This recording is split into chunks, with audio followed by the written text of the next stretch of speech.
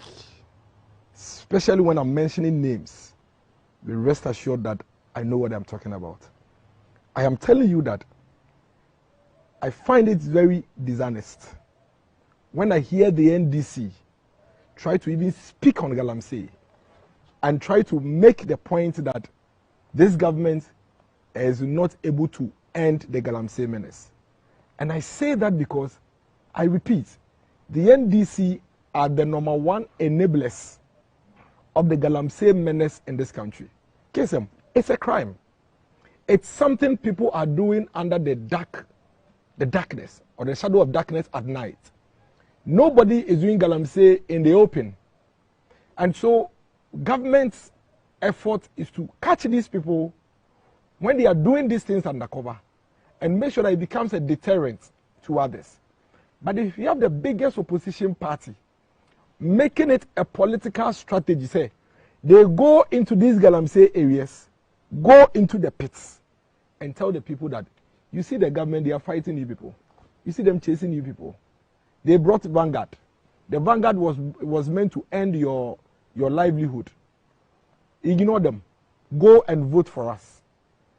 Immediately we win power. All of you should come back to the pit and come and work. In fact, we're even going to tell your site owners to give you a break on 7th of December. So all of you can go and vote for John Mahama.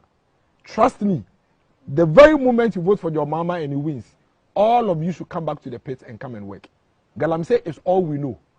We have been doing galamsey all this while. It's been there long before politics. And it will not take Nana Akufo-Addo and the MPP to end it. This is the NDC then in 2020. Deputy Comms Officer Kweku Boahen. And the NDC lead technical person, Mr. Tony Oben.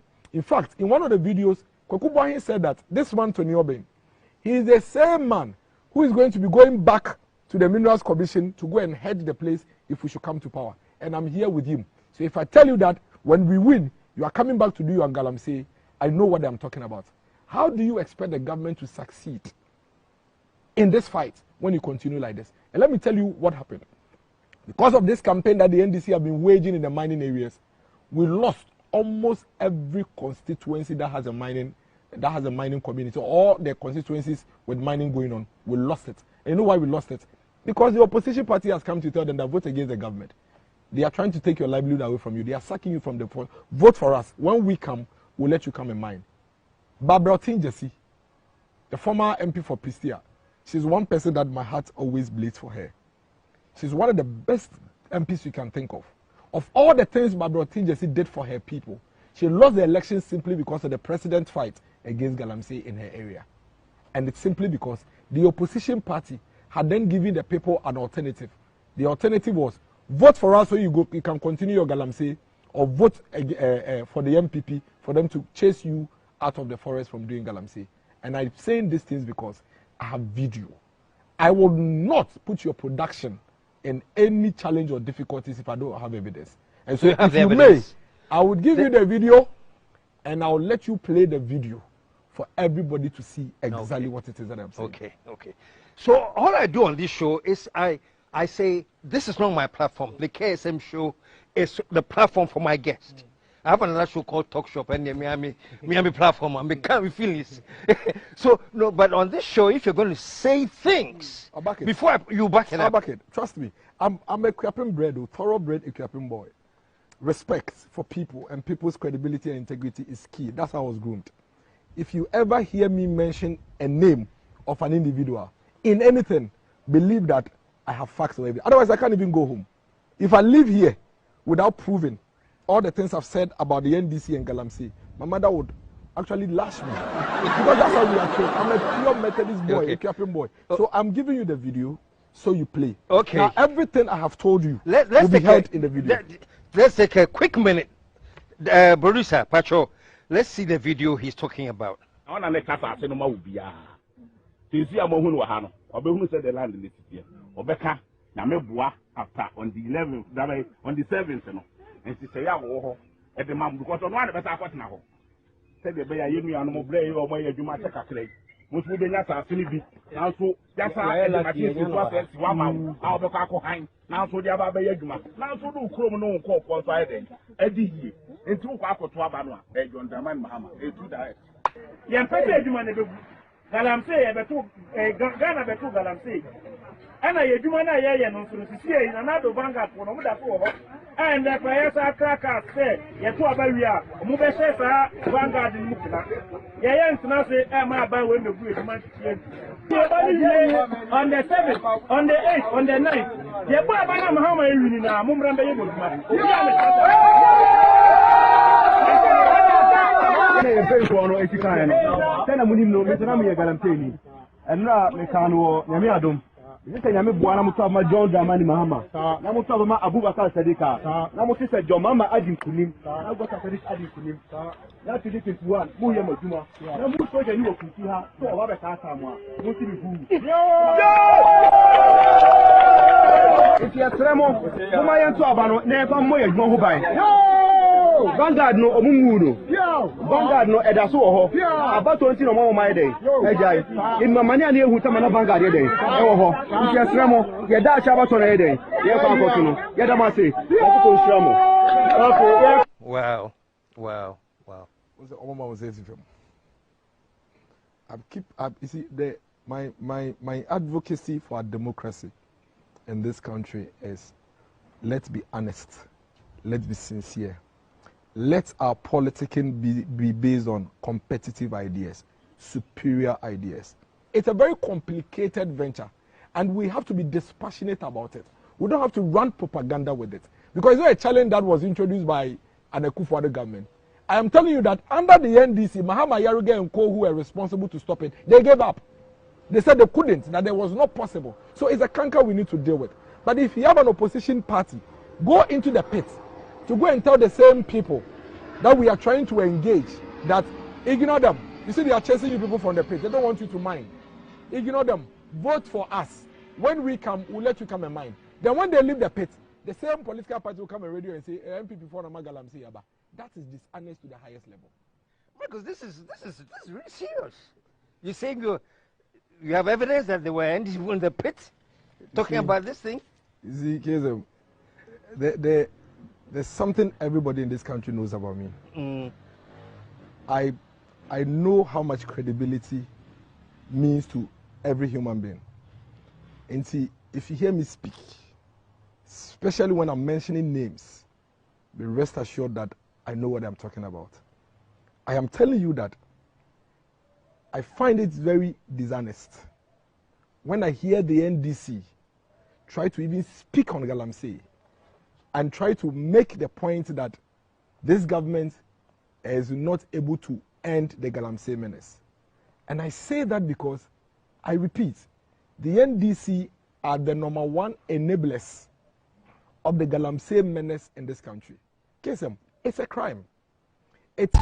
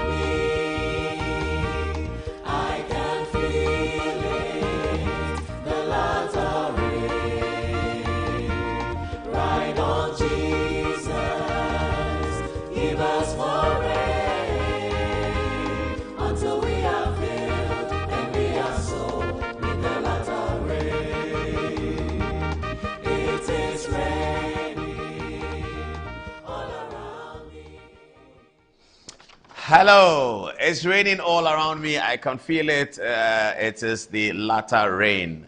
Right on, Jesus, give us more rain. What do we have today? We have so much today, don't we? Alan Chomatin has picked his potential running mate.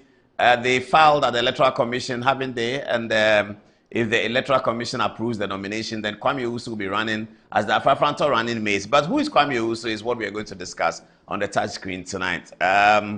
Also, I understand that there were some very wild comments on our text message, and so I'll share some of those comments according to as producer has directed. And Chairman to me has done something significant as part of election 2024. Tonight, we'll tell you what he's done. It was put out on social media. He was campaigning, and then he encountered an independent candidate running for one of the constituencies, NPP independent candidate. And after a few hours of conversation, the independent candidate has announced that he's no longer running for independent candidate. He will join the Bawumia's campaign and support the NPP candidate. That's the magic of Enchibo Siako. We'll be talking about that on the touch screen as well. I'll be taking you back to an interview that Jay Kufuor granted me about 2008 elections, how it was lost by the NPP. That's coming. It's interesting filler, so it's coming. All right, today is the 7th anniversary of the free SHS launch, which was launched 7 years ago at the West Africa Secondary School. In spite of all odds, against all negative talk, Adudanko Akufo-Addo and his team were able to launch free SHS 7 years ago. Today, 7 years on, it has educated 2.5 million Ghanaians. And now, every political party says they started free SHS. That's also coming up as a conversation. Now, the Electoral Commission is bearing its teeth to the NDC. It's a suggestion to the NDC that National Democratic Congress, you have no case. And please call off your demonstration because it is not worthwhile. Why is the Electoral Commission saying that? We'll get onto the touch screen and show you the Electoral Commission's press conference today. And they said some very interesting things, including suggesting that the NDC have not been focusing on the voters register, because if they had, they would have seen something that happened in 2016. What did the EC say happened in 2016? We'll deal with that in some great detail. And then a group, they say they are an amalgamation of Fixing the Country and Patriotic Patriot. They are going to organize a counter demonstration to Johnson Asedun Katia's threat of a demonstration. They are going to tell the Ghanaian people that NDC has no case. One of them is in the studio for an interview. All of that coming up tonight on Good Evening Ghana. Let me not spend too much time. Let me go straight to the touch screen and check out what the text messages were saying. Say that again. Sorry. Oh, all right. Sorry about that. Apparently the screen is not ready for the. It's the same reason why we were waiting, but apparently still not ready. It will be ready shortly. As we do that, let's take our short commercial break, because when we come, there will be fireworks. Remember, we're going to tell you who Alan Chamartin has picked as his running mate. He's a man directly related to Ambassador Kwesi Pratt, the ambassador of the Cuban Revolution. Kwesi and I are both ambassadors of the Cuban Revolution. You know that already.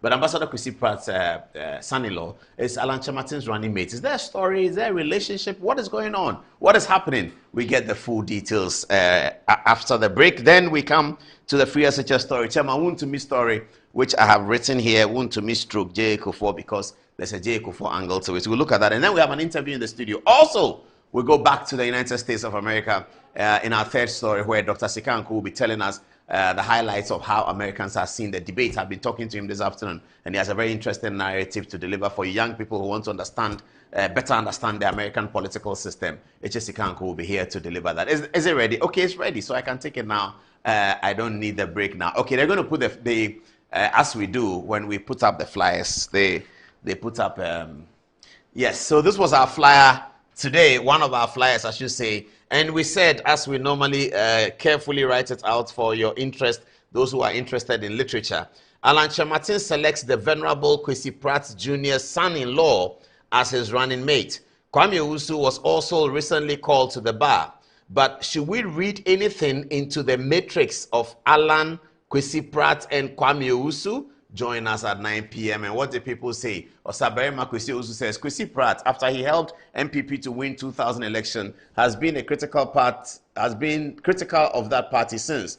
Although we all know he's an Nkrumahist in principle, only a hypocrite will say she does not know that Mr. Pratt covertly and overtly works for the National Democratic Congress. Kwesi Pratt's son-in-law works at Pan-African TV, which appears to be a reset of almighty Radio Gold of old. Alan's choice of running mate in Mr. Danso, a director of an NDC-friendly TV station, fills one with strong suspicion that this may be an alliance between Alan Chamartin and the National Democratic Congress. With Kwame Owusu Danso being an Akan just like Alan, one can surmise that this pairing is targeted at reducing MPP votes in the Akan stronghold and pave the way for the victory of the NDC. Princess Bawumia Ma says that you better save yourself today. Then Osman Abubakar says, Princess Bawumia Ma, ladies don't behave like you are doing. What does that mean? I'm confused. Oh, better behave yourself today. Oh, referring to me. Is that Amma Pratt? Princess Bawumia Ma, is it her? Okay. All right, it's not her. So she is cautioning that I better behave myself today. And somebody says, ladies don't behave like you're doing. All right. Dash Stinkum says that, hi, Paul. As your regular viewer of your educational program, Good Evening Ghana, I must say you are the best among the rest. Thank you.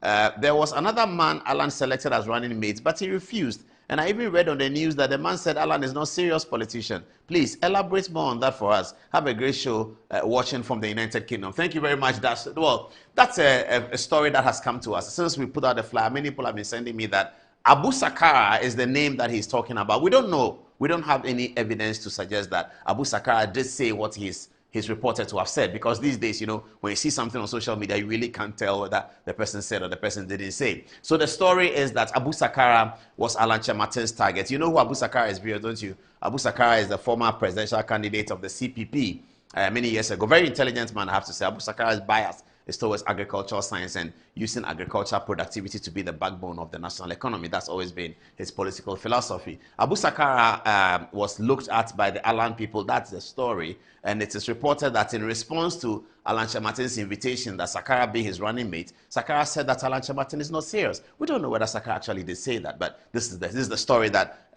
this texter commenter is referring to. Kwamna Frank Onassis says, would like to congratulations the running mate. Hey, would like to congratulate the running mate, Mr. Alan Chamartin.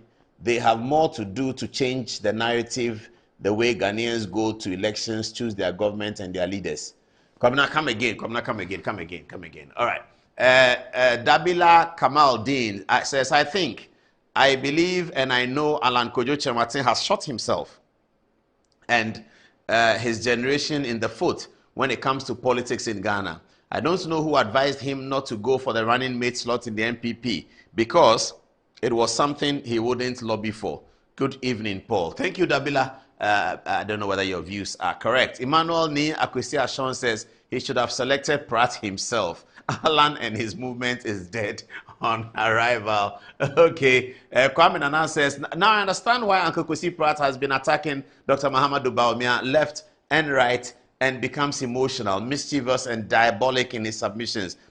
Posterity will judge him. You can't say that about Kwesi Pratt anyway, but that's your view. It's not our view. Baberihin Richard says, Dr. Abu Sakara is alleged to have said that Alan Chematin is not a serious politician. I agree. Well, I like the way you put it. Alleged to have said. We don't know whether Sakara did say that or not, but yeah, that's all over the place. Kojo Joe says, can't wait for the touchscreen analysis. Pauluse. Kojo, thank you very much. Ransford Asokwa says, neck pressing. What does that mean? General E.I. Coleman says, let's not overhype Alan's running mate selection. It won't sway voters who have already made up their minds. Okay, that's for the Alan Chematin story. But let's get the story now. Let's have the photographs. Alan Kwesi Pratt and Kwame Usu, and then let's tell viewers what we know about this choice. So, as you know, the Electoral Commission is receiving, thank you very much, they have it for me here, excellent. The Electoral Commission is receiving the nominations for political parties and parliamentary candidates. Is going on all over. I think it's ending tomorrow. And we know that Alhaji Mahamadou Bawumia took advantage of the first day and went to deliver his forms to the EC. Between now and then, the EC are going to be reviewing the documents and check the qualification criteria. The danger for political parties like this is that because they are not well spread across the country and don't have offices, they have to go through very painstakingly to get people who are unblemished. Now, unblemished means that the person who signs the documents for them ought not to have signed for any other political party, whether NDC or MPP. Often, that's the problem they always have, because the MPP and the NDC have offices across the country. So constituency representatives and polling station executives have the mandate to sign the form for the presidential candidate. That's very simple. But if you are Fafranton, you don't have community representation on all the 100 and something communities across the country in the districts, then you're going to have to rely on people that you may not directly know. What happens sometimes is that when these people have signed your document for you, after you have compensated them, or when a compensation is agreed upon, it turns out that by the time your document gets to EC, some of these people are either not registered voters, their name is not on the voters roll, or they have filed for they have used their signature for another political party, maybe NDC or MPP. That's always the case. And the Electoral Commission will look at the first in time. If he signed for the MPP before he signed for you, the one he signed for the MPP will be deemed valid by the Electoral Commission, and yours will be deemed invalid. But we pray that all candidates will do a good job and get the Electoral Commission to approve their nomination documents. Alan Chematin here, Kwesi Pratt Jr. in the middle, and then Kwame Usu is a young man who's just started. He's a barrister. He works at Pan-African TV. I'm not sure whether Kwame Usu is even a politician. I didn't know that he's a politician, but yeah, that he's a public person. I think his profile says that he's a former hip life artist, something like that. Yeah, that's also in his profile. So that's what we know about Kwame Usu. And he's married to Kwesi Pratt's first daughter, the indefatigable Ama Pratt. And Kwame Usu and his wife, Ama Pratt, both lead Pan-African television, where they have been doing an excellent job, I reckon. And it's Kwesi Pratt's son-in-law, and it's not just Kwesi Pratt's son-in-law, it's really Kwesi Pratt's copy. I mean, you hardly see Kwesi Pratt without seeing Kwame Usu these days. Over the last 2 years, they're always together, they are doing things together, and all of that. So Alan Chematin could not have made this decision without Kwesi Pratt's influence in the matter. Now, why is Alan Chematin looking for Kwesi Pratt's influence to choose a running mate, or why is Kwesi Pratt interested in influencing the choice that Alan Chematin makes for running mate? Alan Chematin is never going to win this election. It's never going to happen. He's not going to win this election. We've said that over and over again. And we told you that when the campaign starts, people will forget that Alan Chematin exists. Today, Alan Chematin is supposed to be the one, as an independent presidential candidate, who should have the policy ownership. That's what independence... Do you remember Dan Lartey? Those of you who are old, he told us domestication. Dan Lartey won on the policy on every election that he contested in. People knew that Dan Lartey was not going to be elected, but everybody is stuck in everybody's head that Dan Lartey represents domestication. And that was very important. What's his name? PNC presidential candidate, Dr. Edward Mahama. He also, when he ran as a for use of for want of a better word, a fringe candidate. Let me say that. As a fringe candidate for the PNC because they are not one of the big political parties. He always owned the national health insurance policy. Edward Mahama had been talking about national health insurance in 1996 campaign. In 2000 campaign, I personally questioned him at the CNN presidential debate held in Accra here at the conference center. I was one of the questioners, and my question to him was about policy. There again, he said national health insurance. So when John Kufuor did the national health insurance, the MPP were able to concede that this national health insurance idea is from Edward Mahama. So Edward Mahama also owned the policy conversation. Now, to be a revolutionary candidate, new candidate coming up, new things, and up till today, 2 months to the election, where is Alan Kyerematen's policy initiative? Zero. That's not great. That's not great for Alan. You may not win the election, but if you're an independent candidate, you are expected to provide the campaign with the oxygen that the main parties don't bring, which is the thorough thinking of policy. That's what independent candidates do. As for the big parties, they are big. They are going to run on slogan. The other day, the NDC were doing an umbrella challenge. They said, put your umbrella challenge. And I don't know what happened on social media. There was a contest. NDC and MP people were fighting on social media. NDC said, umbrella challenge. So they hold umbrella, they take picture. Umbrella challenge, they take picture. NDC, MPP were clever. They came back and said, policy challenge. Write your 3 top policies. So people wrote free SHS, and then quickly the umbrella challenge died away. Because, you see, young people are coming. The world is developing. Political campaigns in Africa must change. It must be about substance. And that's what the young people are demanding. So the NDC's umbrella challenge whittled away quickly. They dodged, they ran away. What are you talking about, umbrella challenge? People are looking for what is the future of Ghana. What are the political parties saying? What is this saying? They say umbrella challenge. They take picture. But they can afford that. Big parties can afford that. But if you're a small party, you have to have a policy initiative. You have to be leading. So I don't know what the choice of Kwame Osu is going to do to the Alan tickets. But as you saw somebody write, he said that Alan is a can, blah, blah, blah. I'm quite disappointed about the way the Afrafranto campaign has gone. And I think it's because people that Alan Kyerematen were hoping he could rely on, he couldn't rely on them.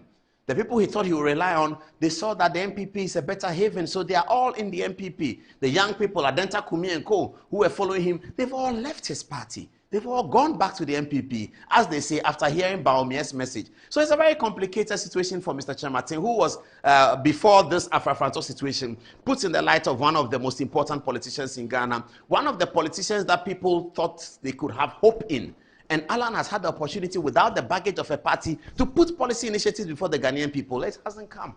Maybe it's going to come. But it's 2 months to go. And he's been at it for almost a year. 2 months to go. Nothing on policy. What is going to happen to the economy? What's going to happen on transport? What's going to happen in energy? What is Alan Kyerematen saying? Nothing. Oh, I'm so disappointed. I'm sure it's going to come. I'm sure it's going to come. I would like to err on that side. It's going to come. John Mahama has introduced, he has an event this week where he's talking about energy and he's meeting the energy people. So this is the story. So Kwesi Pratt is on the Afrafranto ticket. Afrafranto ticket is not a winning ticket. So maybe it is to facilitate or to undermine. Facilitate a party winning or to undermine another party winning. I shall not say much. Let's get on to the chairman Wontumi story. Okay, sorry, Kwesi Pratt here. Thank you very much for this. Now, whilst we talk about the situation, Kwesi Pratt has just been quoted, and I hope it's correct because it's on social media again, but I asked a few people, they said it's correct. Kwesi Pratt has just been quoted at revealing the 3 reasons why Mahamudu Bawumia could win this election. So whilst he's on the Afrafranto tickets, which he should be, he's also thinking that Mahamudu Bawumia can win this election. What are the 3 reasons that he cites? It goes as follows. He says, as for 2024 presidential election approaches, as the 2024 presidential election approaches, Ghana's political atmosphere is heating up with the new patriotic party aiming to break the 8 but staying in power beyond their current term. Break the 8 by staying in power beyond their current term.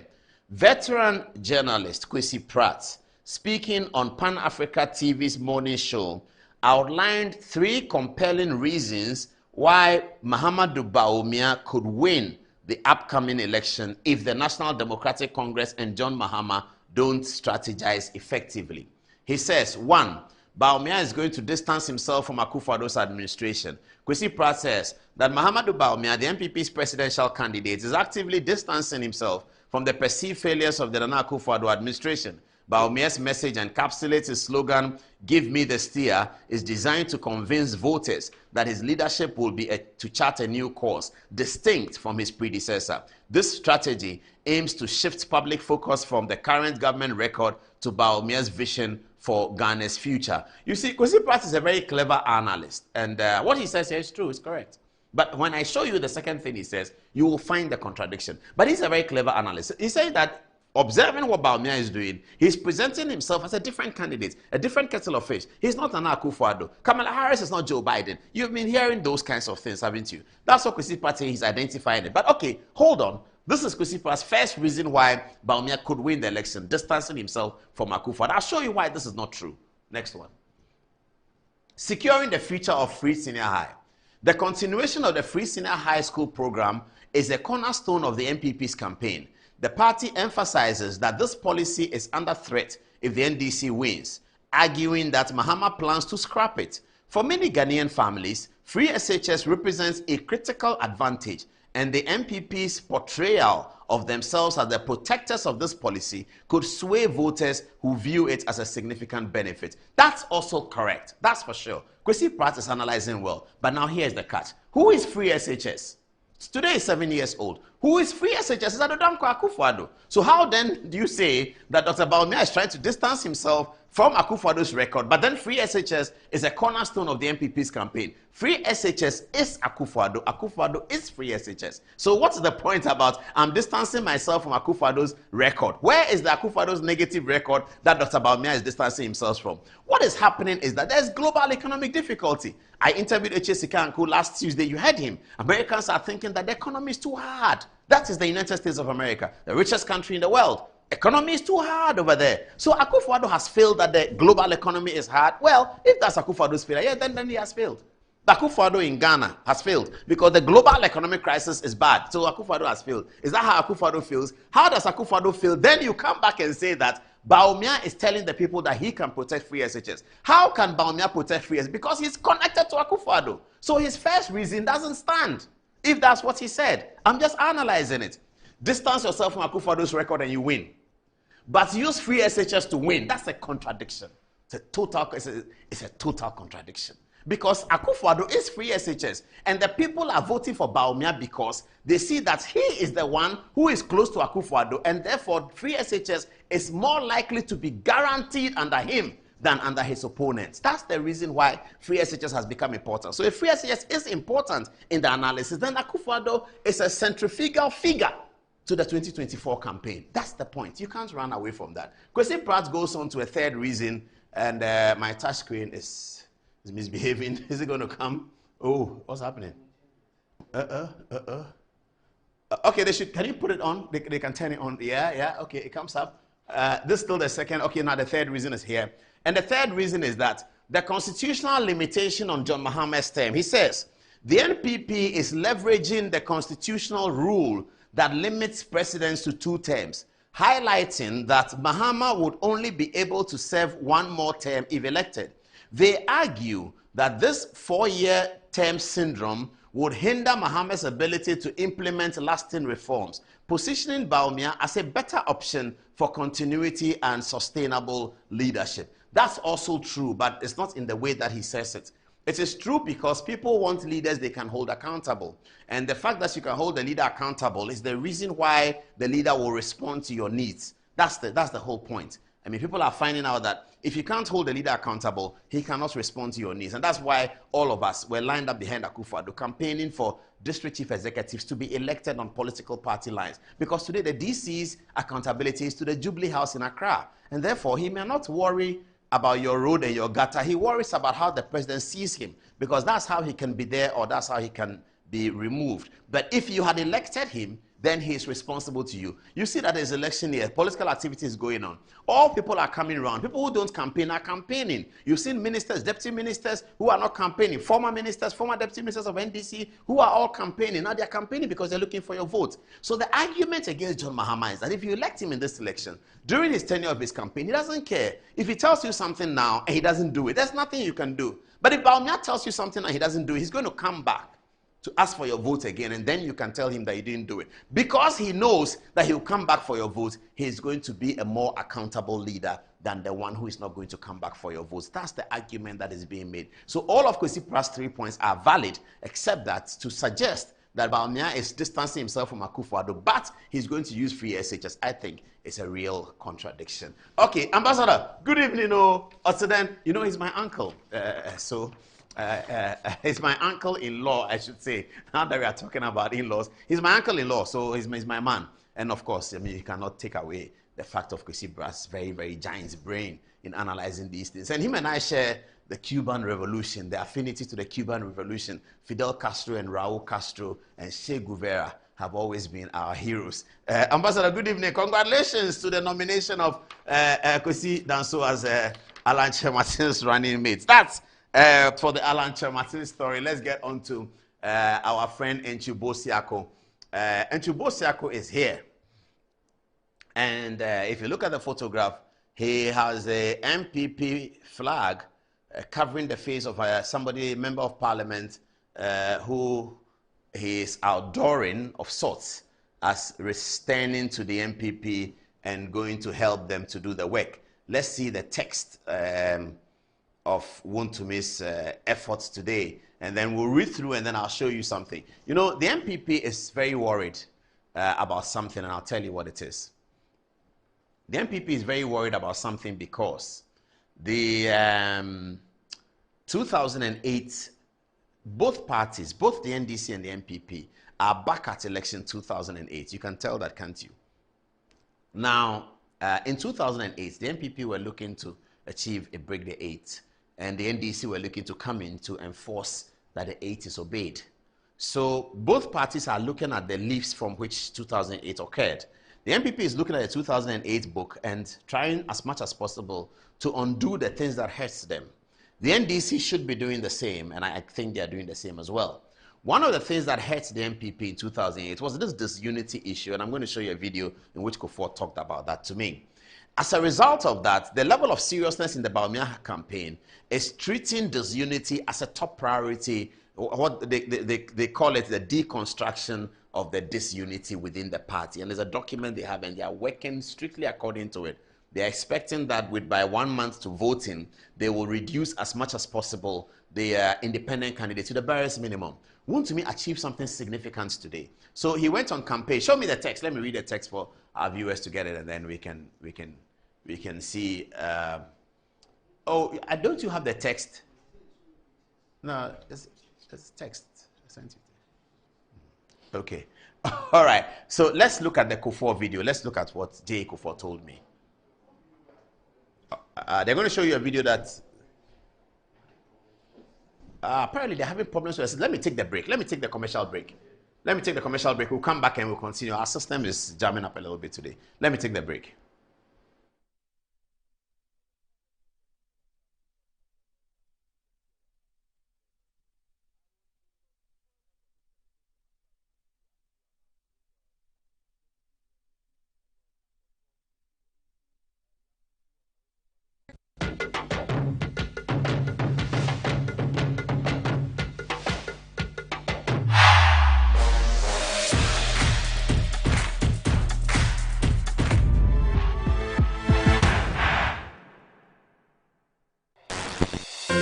Welcome to Rehoboth Havens, a tranquil oasis in the serene surroundings of Aye Mensa Danfa. Discover Sand Bay, our 3-bedroom homes that redefine comfort and affordability, along with cozy 2-bedroom options that make you feel right at home. Designed with your family's safety, comfort, and convenience in mind, these homes offer a blend of luxury and practicality. Imagine living in a space where every corner feels like home. Your dream home is closer than you think. Experience the perfect balance of serenity and city life at Aye Mensa Danfa. Ready to make your housing dream a reality? Visit us today at 145 North Legon, Accra, or call us at +233 553 751 933 or plus 233-206-823-524. For our UK clients, you can reach us on plus 44-190-853-3149 or plus 44-791-737-6631. Visit www.rehobothsocialhousing.com to learn more. Rehoboth Social Housing, where your housing dream become a reality. Choose the perfect prize every week and stand to win your choice of exciting prizes. All to get more of what matters to you. Exclusive to Betway. Betway, get way more. Terms and conditions apply. Regulated by the Gaming Commission of Ghana. No under 18. Hey, Walambo! Hey, Walambo! I asked him to buy me original politics. Hey, please don't make mistake. Talk about Faro. Open the back mouth. And you no gala. Hey, Papa. Papa, can ruffle. The politics is original. The first and the best. What is? Ukota also for dear acrobat using it. Politics, yes. Ago man bidin sem defi ko a adwumakuo nkyɛn ɛma mo yɛde koa mixture baaye mo jitu mu kama afa yɛde foforo aba koa plus mixture ɛna koa empty mixture koa mixture ɛboa ama onipedua nya hoɔden no na koa plus mixture nso ɛboa immune system fa koa mixture ɛne koa plus mixture fa boa wapomoden afei nso yɛde malaria drug tatahwe abedwa so ne din de koa empty mixture Koa mixture, Koa plus mixture, any Koa empty mixture, and ye ma pinfo, a ma muma colanofo, and in cola, Umundi in fear duminu. She say, why a test? I chese or malaria more want to be a wumujimu, and son a wafa Koa empty mixture, Upe do tour. Fre Koa, a Jumekuno, a war 0244-726611, and 059-165-5778. FDA, Aji, obedient cratui at. Now let me tell you why you should choose Safari Valley as your conference destination. The new conference building combines modern amenities with the tranquility of nature, providing the perfect backdrop for your next seminar and corporate retreat. The only conference destination with so many activities. You don't have to travel to visit your tennis club, the gym, or the stables. They have it all. Enjoy this rooftop viewing deck, basking in the sunlight with the sight of wild animals roaming freely in their natural habitat. At my break, I'm able to practice my putting. It's a unique experience that sparks creativity and rejuvenates the mind. Visit Safari Valley Eco Resort in Ghana, bringing you closer to nature.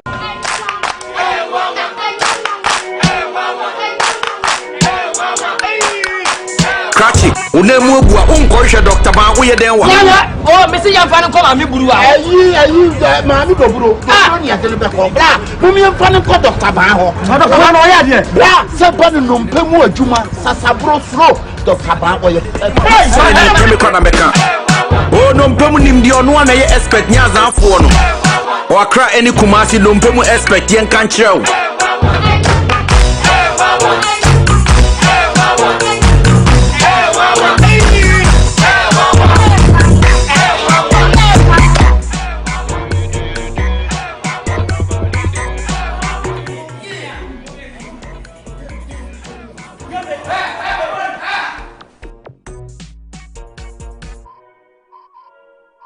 So what am I watching Papa Biana? This is my secret. Give us pea capsules. Pema wa one drink from no one to me bread to my din one pem. Give us pea capsules. Overdo as a mama. Oh no, enemy lawyer. And to lawyer no na show bottom. Are you pro? Maybe na upon permission ba bet siamo as a niji. Bosano. No. Nige nefi waka wo. The friend give us cold capsules. Say yes is yare na wo so. Ko di di wo ni pedwem woni na wo posa amaman entimi ma wunja wo nan yi. Wonum give us cold capsules a. Wo be ye free. Lawyer. Give us cold capsules. And give us pea capsules. Hey, and give us free. Wo be chinasuma. And men what if you do what you do cronkwan ever. Give us core capsules. A painful a batter one more menu for an inquada when if you do me nunca. Hello, my name is Roland Walker. I'm here at Coastal Park. Is one of the many courts belonging to Estate Masters. and they are into service plots, property management, and luxury homes. And just in case you want to make that decision to invest into a landed property, Estate Masters is the right choice to make. If it is from an indenture, a site plan, you want it also barcoded, all is available. You might have heard about Chopoli. It's where we have the next cottage of Estate Masters. It is not only one of the thriving, but the most inviting landed property site for you also to invest in.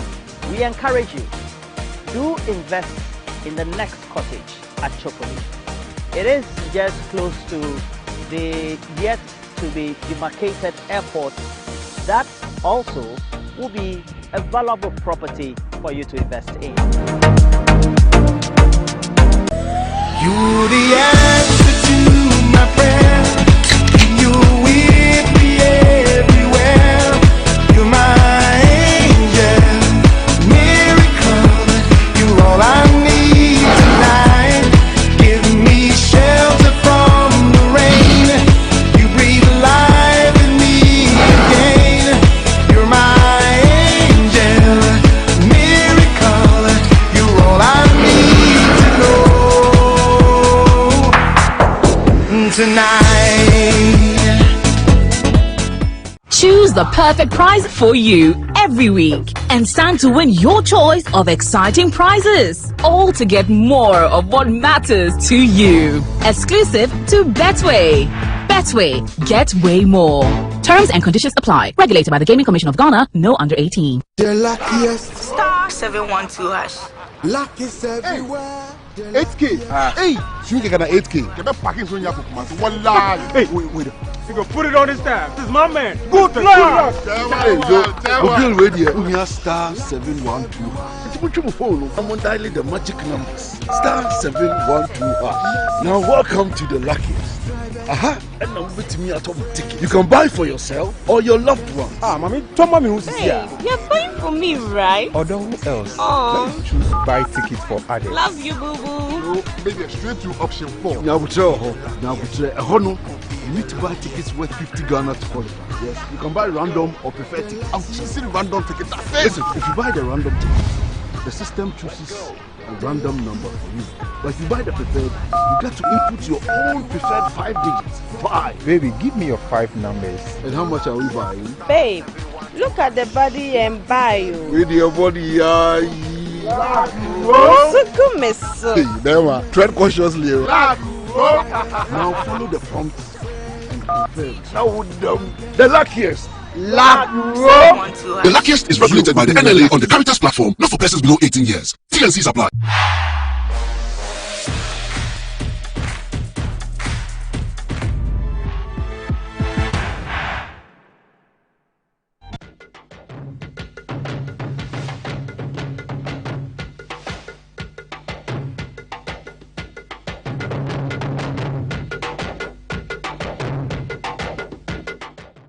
When I proposed this policy in 2008, many were those who said free SHS could not be done.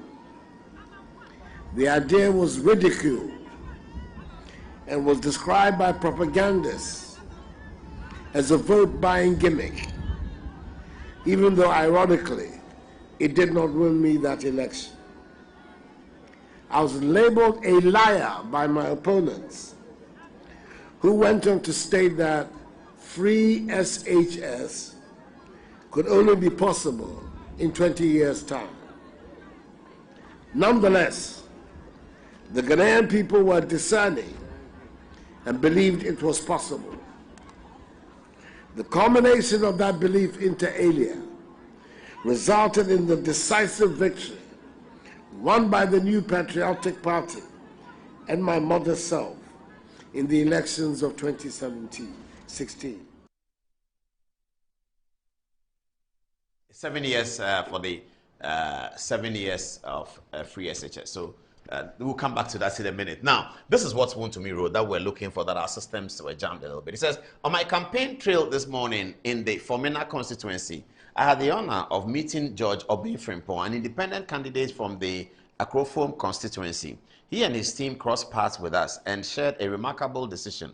He has withdrawn his intention to contest as an independent candidate. This is a significant milestone, and he has pledged his full support for the Dr. Bawumia and Honorable Blankson campaign.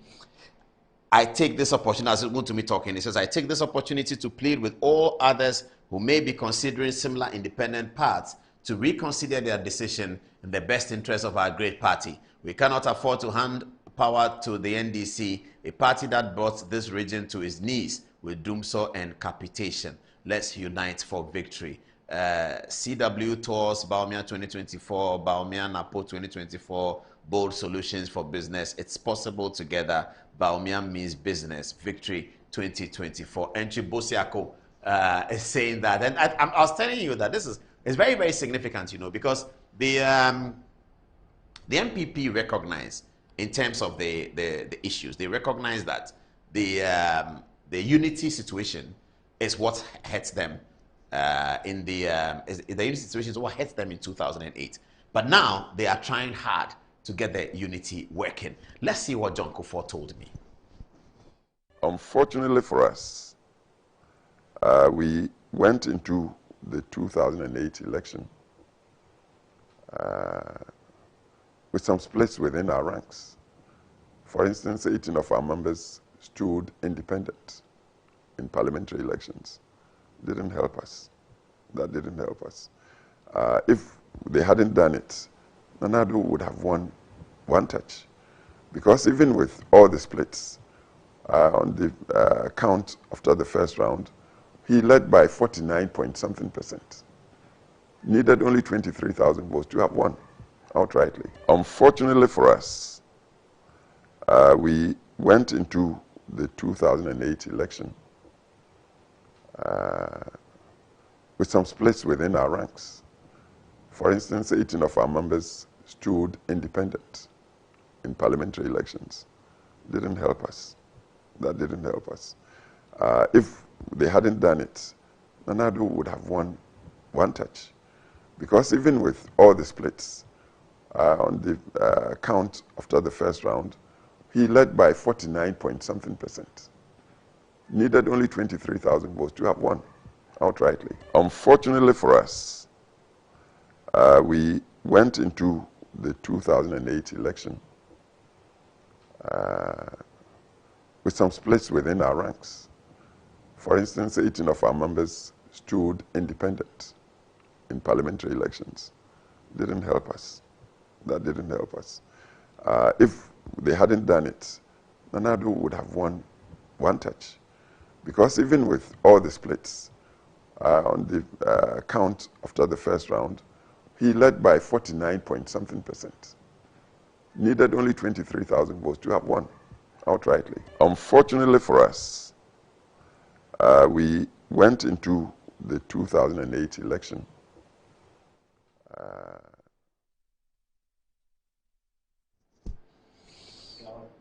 That was John Ajekum Kufuor. So as a result of that, the MPP has been very intense on striking the unity chord because they recognize that it may have been the problem of 2008. So they are focusing on that. And I think that one to me ought to be appreciated. You know, people look at Chairman Chubosiako and think that his brush is this, is that, is that, is that. But here he is being able to achieve a significant unity step for the party going into the next election. Okay, it's 15 minutes past the top of the hour, 10 o'clock. In another 15 minutes, we'll be going to the table for the interview. Now, happy are we, studious are we, students of Presbyterian Secondary School.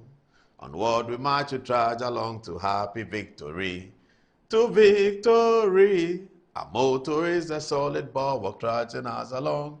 Illuminato, videbimus lumen. In daylight, we shall see light.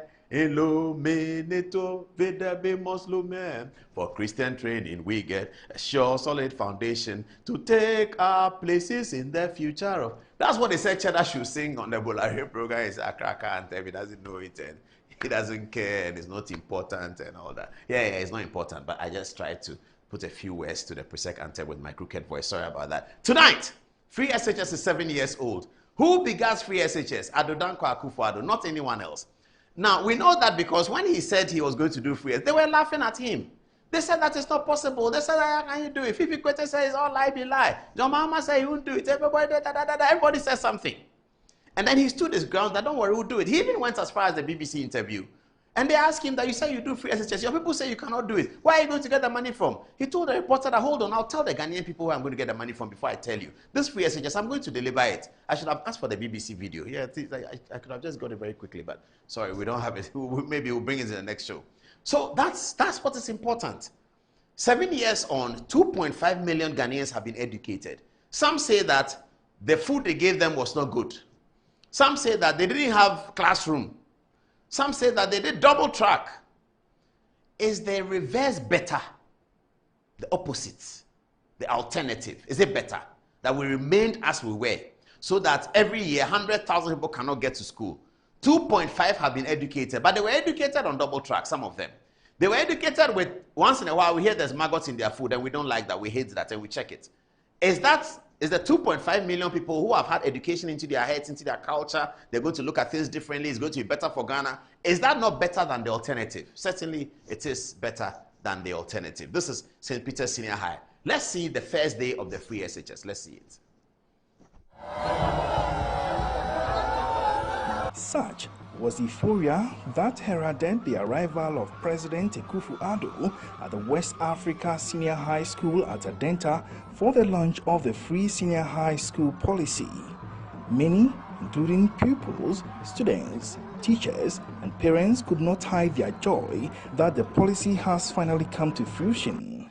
The Free SHS TVET program is a package comprising of removal of cost barriers, physical expansion of school infrastructure, improvement in quality education, equity, and acquisition of skills for employment. Under the policy, all fees approved by the GES for first-year students other than PTA dues will be absorbed by government. This include one-time fee items for all first-year students, all recurrent fee items, feeding fees, subsidies for all continuing students in Forms 2 and 3, and free textbooks, technical drawing instruments, and equipment. The days of promising students being left on the streets because of poverty are over. The days of parents at their wits' end they scramble to find admission fees are over. The days of young students being driven from class to go home for fees are over. That, ladies and gentlemen, is the dream of the father of this nation. President Akufo-Addo stressed on the importance his government attaches to the policy. Over the last 4 years, an average of 100,000 BEC graduates who are placed in our public senior high schools each year do not take up their place. This means that in the next decade, about 1 million of our young men and women would have had their education terminated at junior high school. Such a situation is totally unacceptable, and I am determined to end it. He further stressed on government's commitment to teacher professional development. We are committed to teacher professional development through schemes such as transforming teacher education and learning, TETL. The program will enhance quality education delivery in our colleges of education, and we look forward to its continuous implementation after 2018. The restoration of the teacher training allowance, which also begins today, is part of the comprehensive policy of engendering the production of quality teaching. President Akufo-Addo noted the importance of technical and vocational skills to the country's industrialization agenda and pledged his commitment to making them attractive to young people. The Free SHS policy will cover pupils who gain admission to technical, vocational, and agricultural college institutions. Currently, the technical and vocational educational delivery in Ghana is fragmented under 18 different ministries, each with different enabling acts and mandates.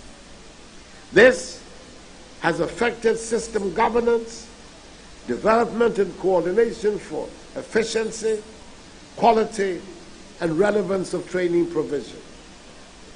To confront the challenges, work has commenced to align all public TVET institutions under the Ministry of Education in order to provide effective policy direction and coordination in skills development.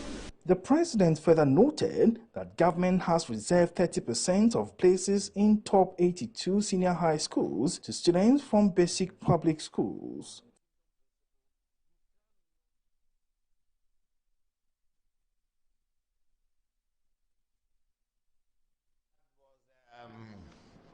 Oh, they took this again. Mr. Kofi, please align with your cameraman well. He says camera 6, you are somewhere else.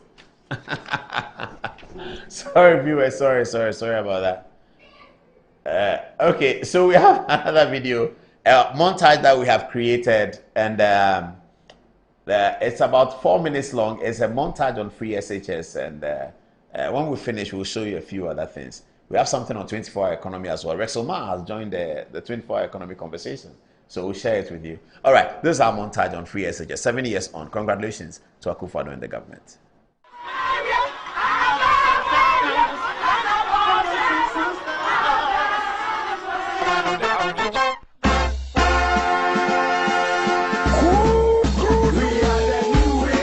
Education, dear, yeah, papa. About school. Oh, free education, me back obi. So I will be super copy. It me fee says, I know man president for Biba, obitima, I know man, my yasa koyechi. And for that 2 million, I got 2 free. One of them from the class. One of them from the field. In Chelsea, who see by 14 custom in Trabi? I don't have my custom to make us.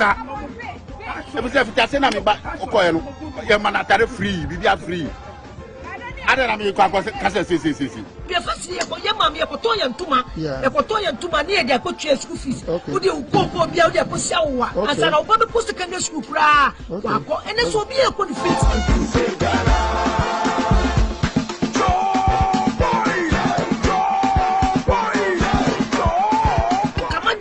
Man says, Saka, Colana Makwana Komoba. Yeah. Omo pretty base, school fees and Combetia. Uniform near Denina, Como pretty Mamolano. Okay. Nacolano for Metria, who for some man, Cabella, Metrianio. Yeah. And I bind the action.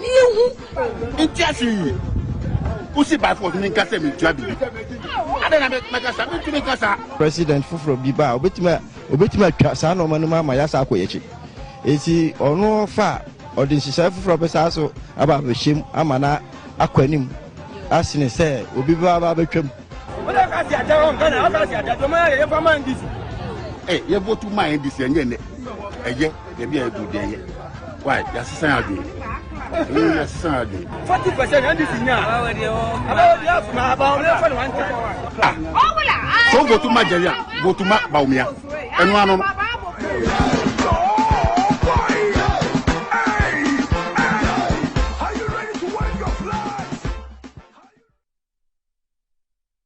All right, welcome back to the show, and so we're getting it right. It's what's the time on the clock is 29 minutes past the top of the hour at 10 o'clock. Okay, great. Now we're going into the Electoral Commission battle with the NDC. That's very interesting. It's been going on today.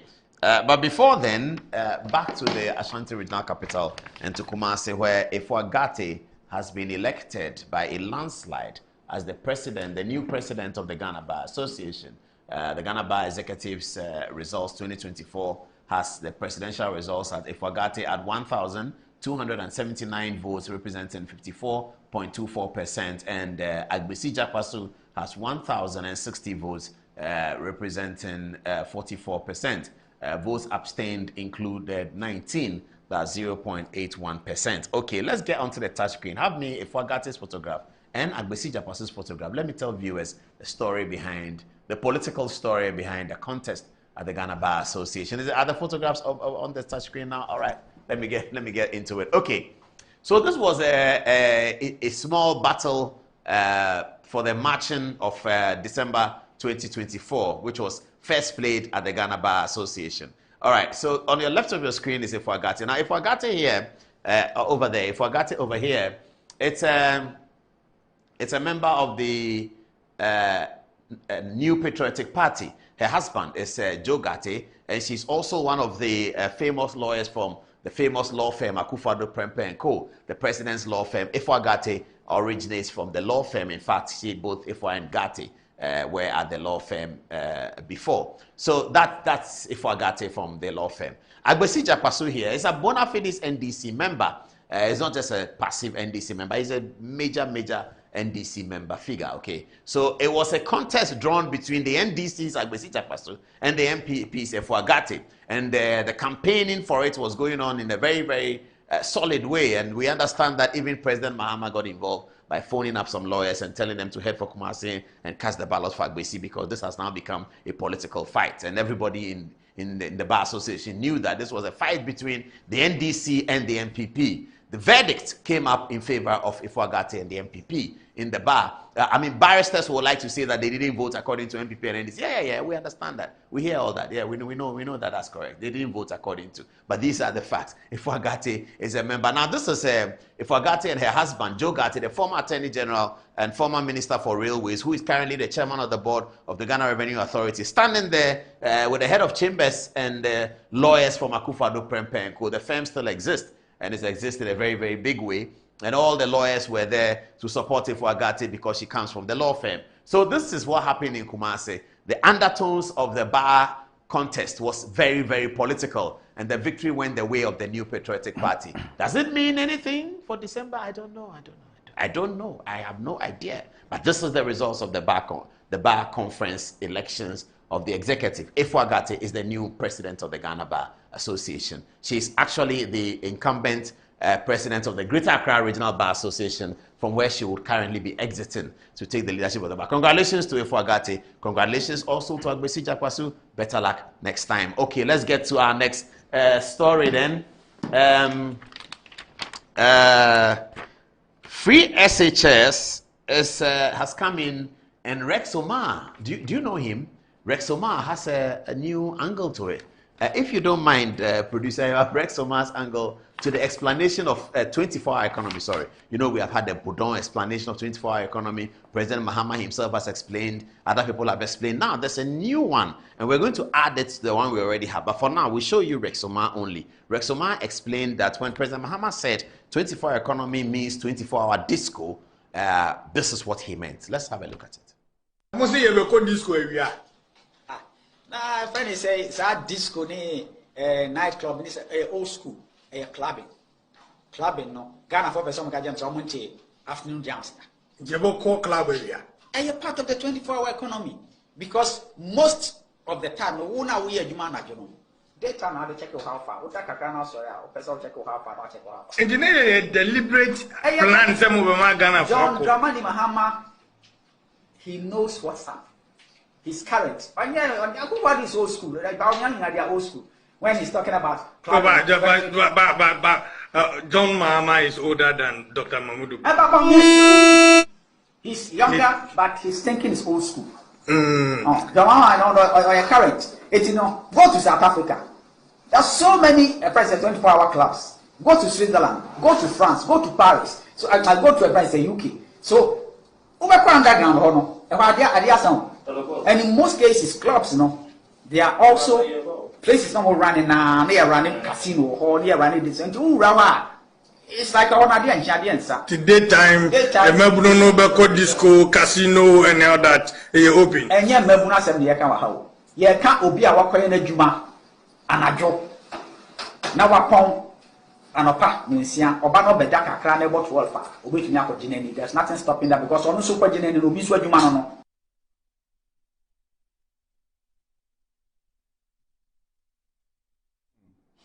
This 24-hour economy will bring matter.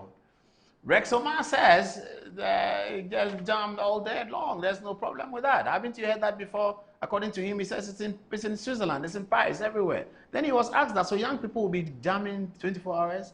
He said, oh, that's not what he's talking about. He just means that 24-hour nightclub works somewhere. We shouldn't pretend that what John Mahama said is some anathema, something we haven't heard before. It's there. It works. 24-hour nightclub, the 24-hour economic policy of a political party is indicating that there will be nightclubs that will run for 24 hours. I'm not so sure how advantageous that is, because from my understanding of a social intervention in terms of policy, your social intervention must be doing something for the people.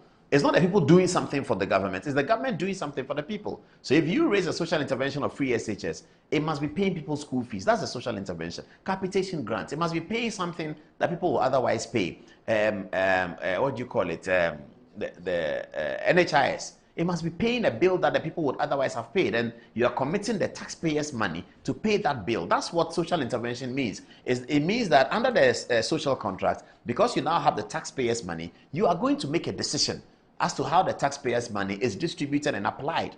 And you are telling the people that if they give you the mandate and you have control over the taxpayers' money, this and that and this one is the way in which you will apply the taxpayers' money. But if you tell the taxpayer that I'm going to make sure that you stay in a nightclub 24 hours, is he going to be paid when he's in a nightclub? What is going to happen?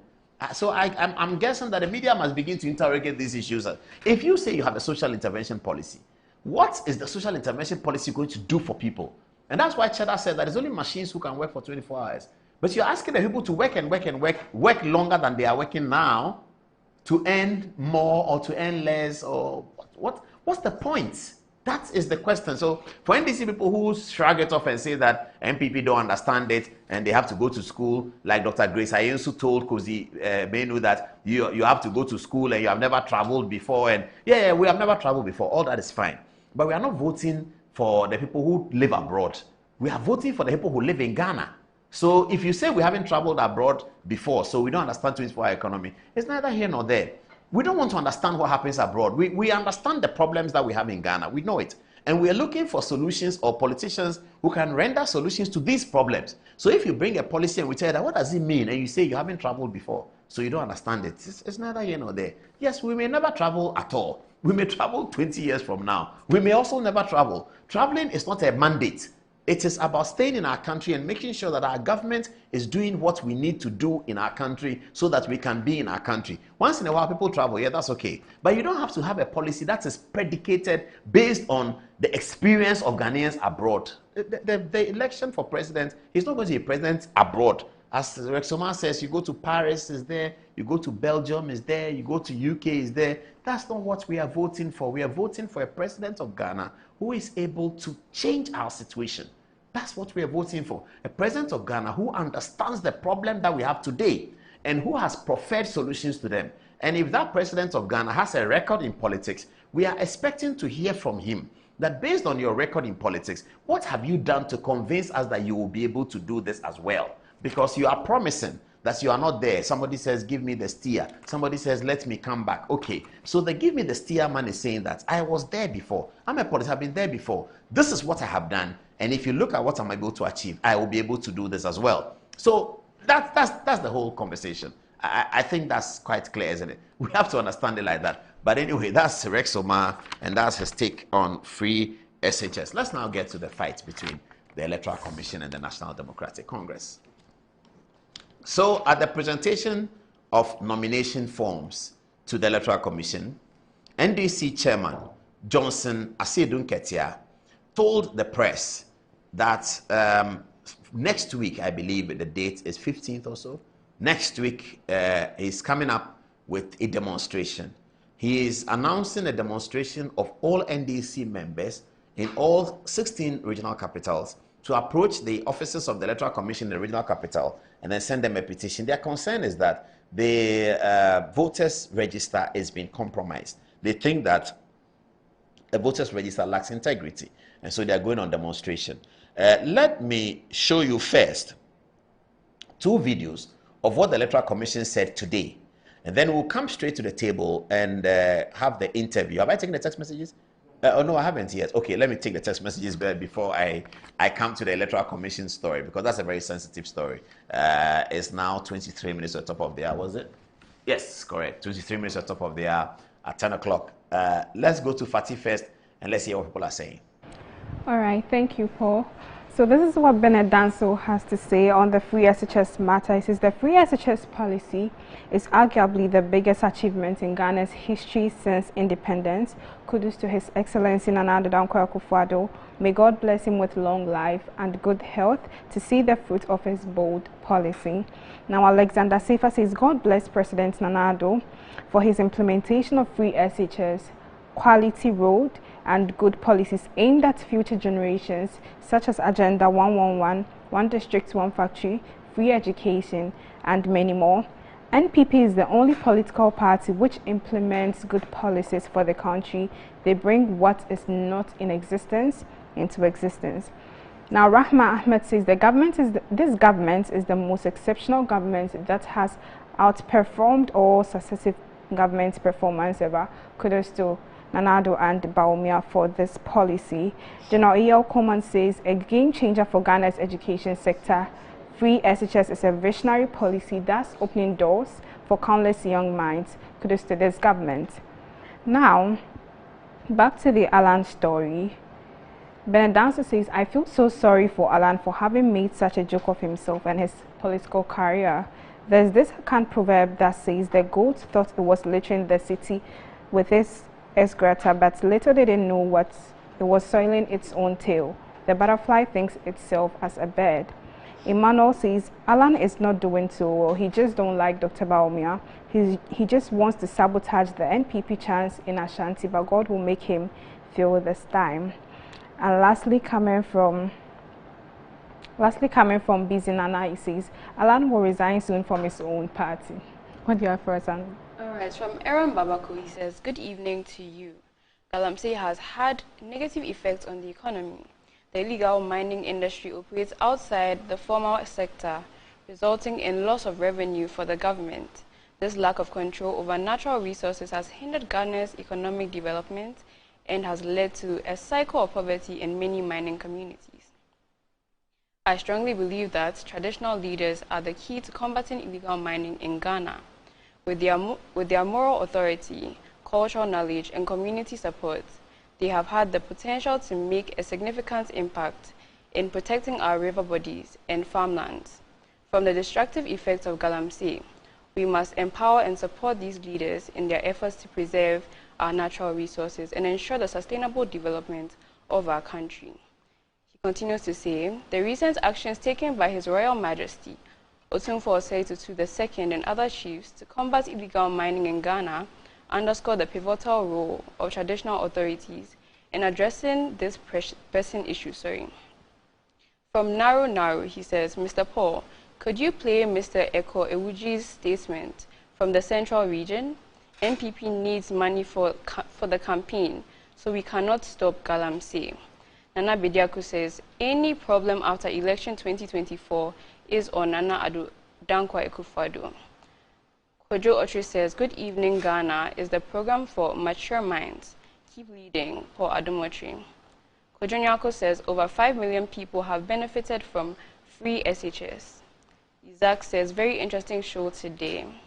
Hamilton says, delayed payment of allowance is better than cancellation of payment. Isaac says again, reset or upgrade. Entry Kojo says, I love Alan, but can't vote for him. I'm sorry. Anaya Amano says, Alan brought GCP, but the yards are not wide enough, so it didn't see the light of day. Lastly, from Ibrahim, he says, this article has been debunked by Kwesi Pratt himself. He was never on the Pan-African TV morning show to say that. Antoinette, over to you. Still on the free SHS story as we celebrate its 7th anniversary, this is what Nathaniel has to say. He says, today marks the 7th anniversary of President Akufo-Addo's launch of the free senior high school policy. Since its inception, 5.7 million Ghanaian children from every household have benefited from this initiative, which, according to Menace Azuri Awuni, is the most significant social intervention in Ghana's history, relieving parents and guardians of the burden of paying fees for their children's secondary education. Now, on a personal note, several of my family members and children from my small community of Sawaliga have directly benefited immensely from this transformative policy. which is why I am strongly advocating for its continuation. Let us, for the sake of our children's future, make the right decision on December 7th to safeguard free SHS anti-vet education in Ghana. And he asked, together we can make it happen. It is possible. Now, Raymond Inso says, good evening, Paul. I am actually curious about your opinion on Alan's running mate's choice and why you think that Uncle Kwesi Pratt was behind Alan's decision. Did you actually consult Uncle Pratt on this matter? Is Uncle Pratt not a CPP member anymore? It seems unlikely that Uncle Pratt would influence the decision of Alan's choice based on the fact that the running mate is his son-in-law. I'm watching you from New York. Thanks for tuning in. Now, Derek Bonnie Nana Autry says, Apostle Paul, actually, the presidential result for the Ghana Bar Association would definitely translate into the May 2024 presidential elections. NPP will win this year's elections. Oheneba Elisha says, undoubtedly, the free SHS is by far the most robust social intervention in our beloved Republic Ghana. This astonishing and unremarkable policy will cause a paradigm shift in our shared and collective efforts of building a resilient economy and space to thrive. God bless President Akufo-Addo and the NPP. Now, about the explanation of the free SHS by Rex Omar, Ekua Dako says, I have lived in France for almost 10 years, and as a student, I can say categorically that there are no daytime clubs. It seems Uncle Rex Omar is telling lies. In France, by law, bars open from 7 to midnight, clubs open from 11:30 p.m. to 5 a.m. and the laws on such social gatherings is very strict. Good evening, Paul. Ikua from French Apple. Okay. Now, Paul and Chambers says, good evening, Paul. Nanado's implementation of the free senior high school policy has set a benchmark for African leaders, particularly former President John Mahama, to reevaluate their approach to policy making.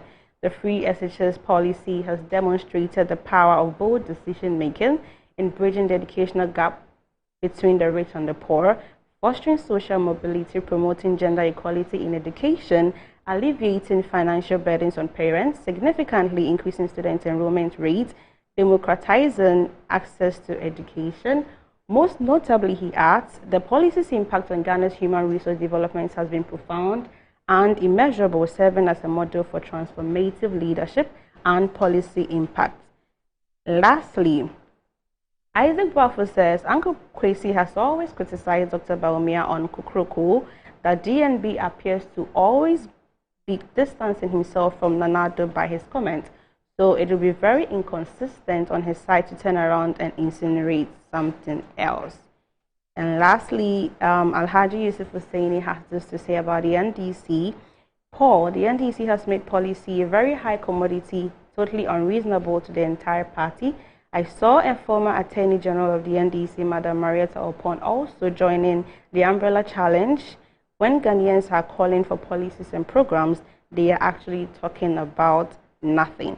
And lastly, Omami Kofi says this about the Butterfly Party. He says, Alan Chomanton actually says there is something called GTP. He says it's called the Great Transformational Plan or something, he doesn't know. If his Nana Ohene Into hears anybody saying that Alan has no policy, then that person is in trouble. Now back to you, Paul. Okay. I'm reading text, quite a few texts, and I'm hearing that the Alan Chomanton choice almost went to Professor Rasford Jampo. Jampo, is it true that the choice nearly came to you? Is it true that you almost became Alan Chomanton's running mate? Okay. Now let's get to the EC story and then we get on to the interview. So the Electoral Commission has been responding to the National Democratic Congress. On Tuesday, as I said, Johnson Asiedu Nkatia, the chairman of the NDC, the Eternal General Secretary, who is now chairman of the party, approached the Electoral Commission to hand over the forms of John Dramani Mahama and Jenano Pokwajiman as the presidential and running mates for the National Democratic Congress for election 2024. After that, he spoke to the media where he threatened a press conference. Did I say press conference? A demonstration that's happening across all 22 regional capitals across the country. Okay, so the EC held a press conference today, and they also were quite worried, bearing their teeth out. They also gave some indications. They even threw shade at the NDC. First of all, this is the most important thing the EC said. See this video. Have a look. It is important to note that all the discrepancies were identified by the Commission's own internal processes. I am pleased to note that as we speak, they have largely been resolved. Nevertheless, the Commission assured the NDC that the issues they had raised would be investigated and a report produced and discussed with them. The EC requested a copy of the discrepancies identified by the NDC at the meeting. This was not given to the Commission. Unfortunately, several calls and requests to the NDC to obtain a copy of the discrepancies have yielded no results. 9. During the discussions, the NDC proposed that the Commission undertake a forensic audit. While the Commission did not reject the proposal for a forensic audit of the register, the question is, what purpose will a forensic audit serve?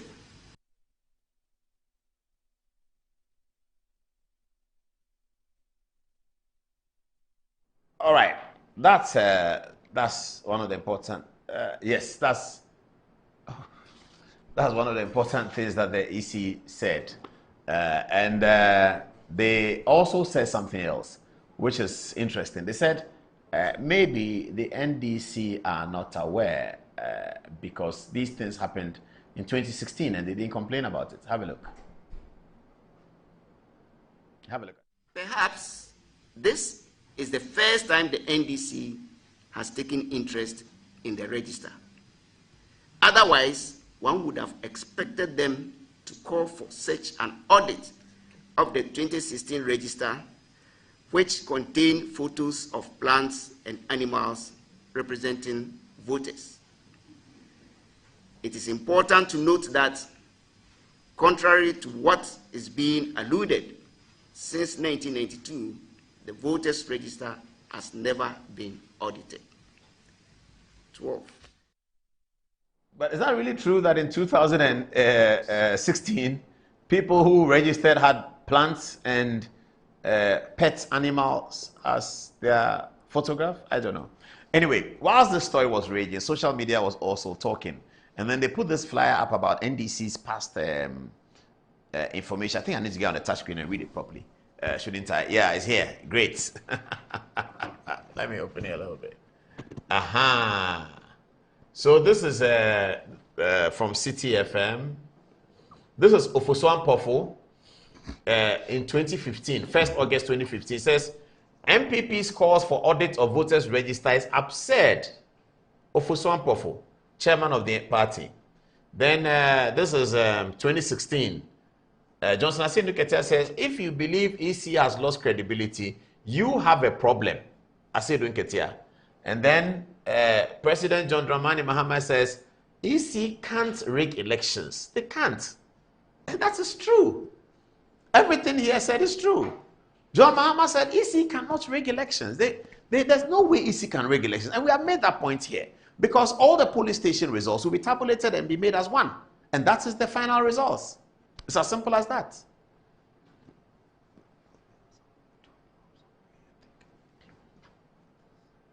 If you believe EC have lost credibility, you have a problem. Johnson Asiedu Ketia is the one who is today organizing a demonstration against the Electoral Commission. Is it because the personalities have changed? President Mahama says EC can't rig elections. What's going on there? And then Ofosuan Pofo, do we have him?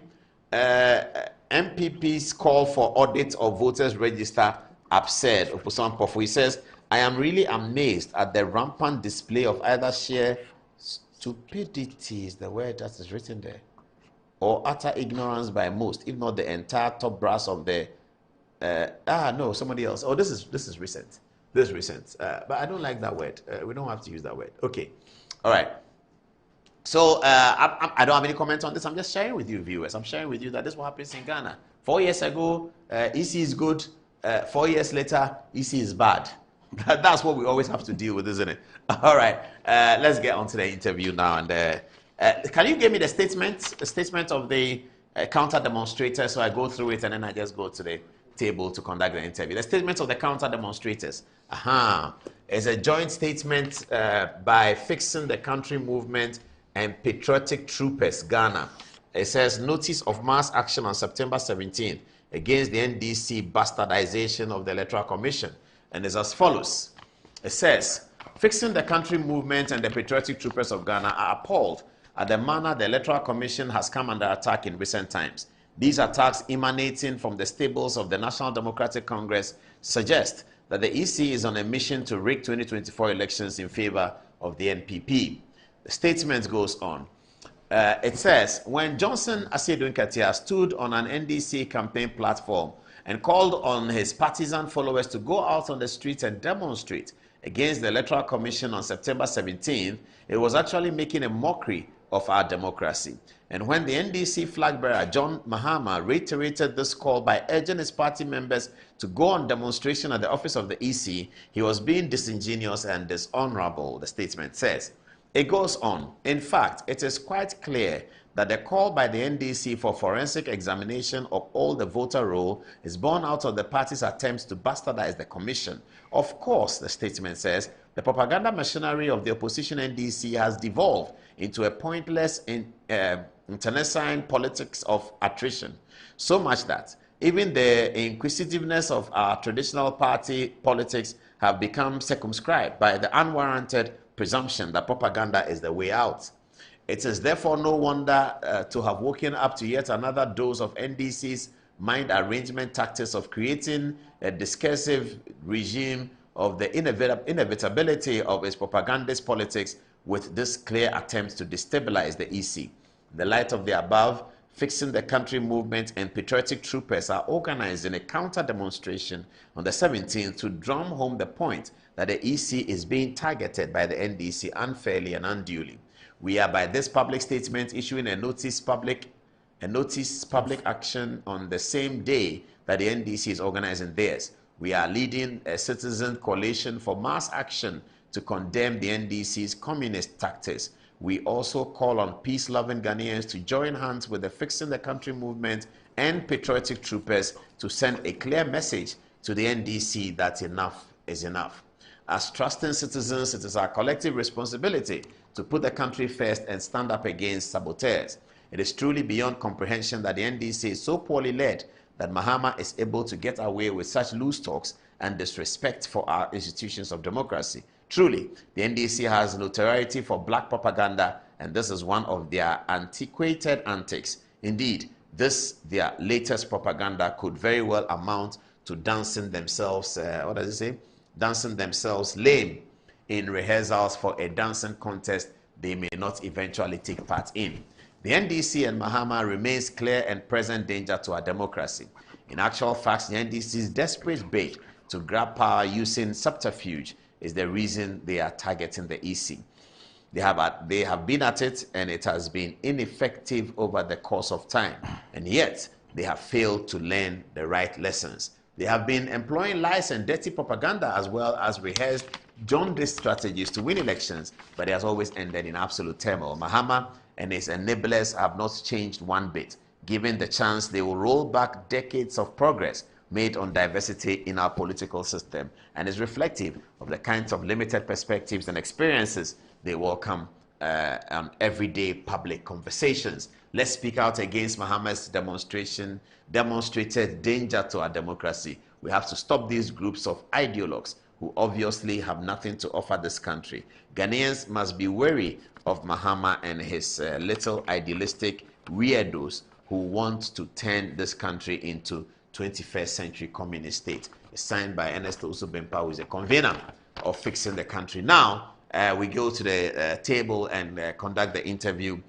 with one of the leaders of the counter demonstration. I don't know whether they already have the police rights to do so, but let's get on the table and welcome our guest to the studio. Hello, good evening, sir. Good evening, Paul.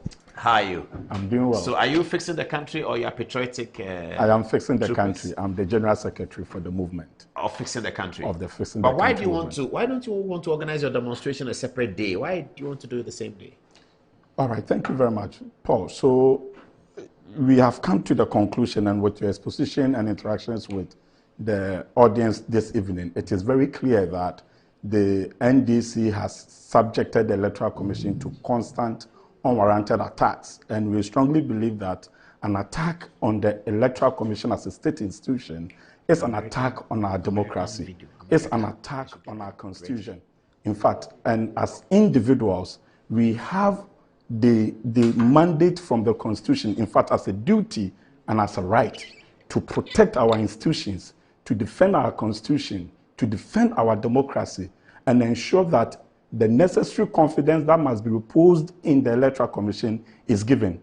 That is why we want to also stage this public assembly to showcase that we, the citizens, believe in the Electoral Commission. We are not holding brief for them, but we strongly believe that the Electoral Commission has conducted itself and continue to conduct itself in a manner that is stipulated by the Constitution.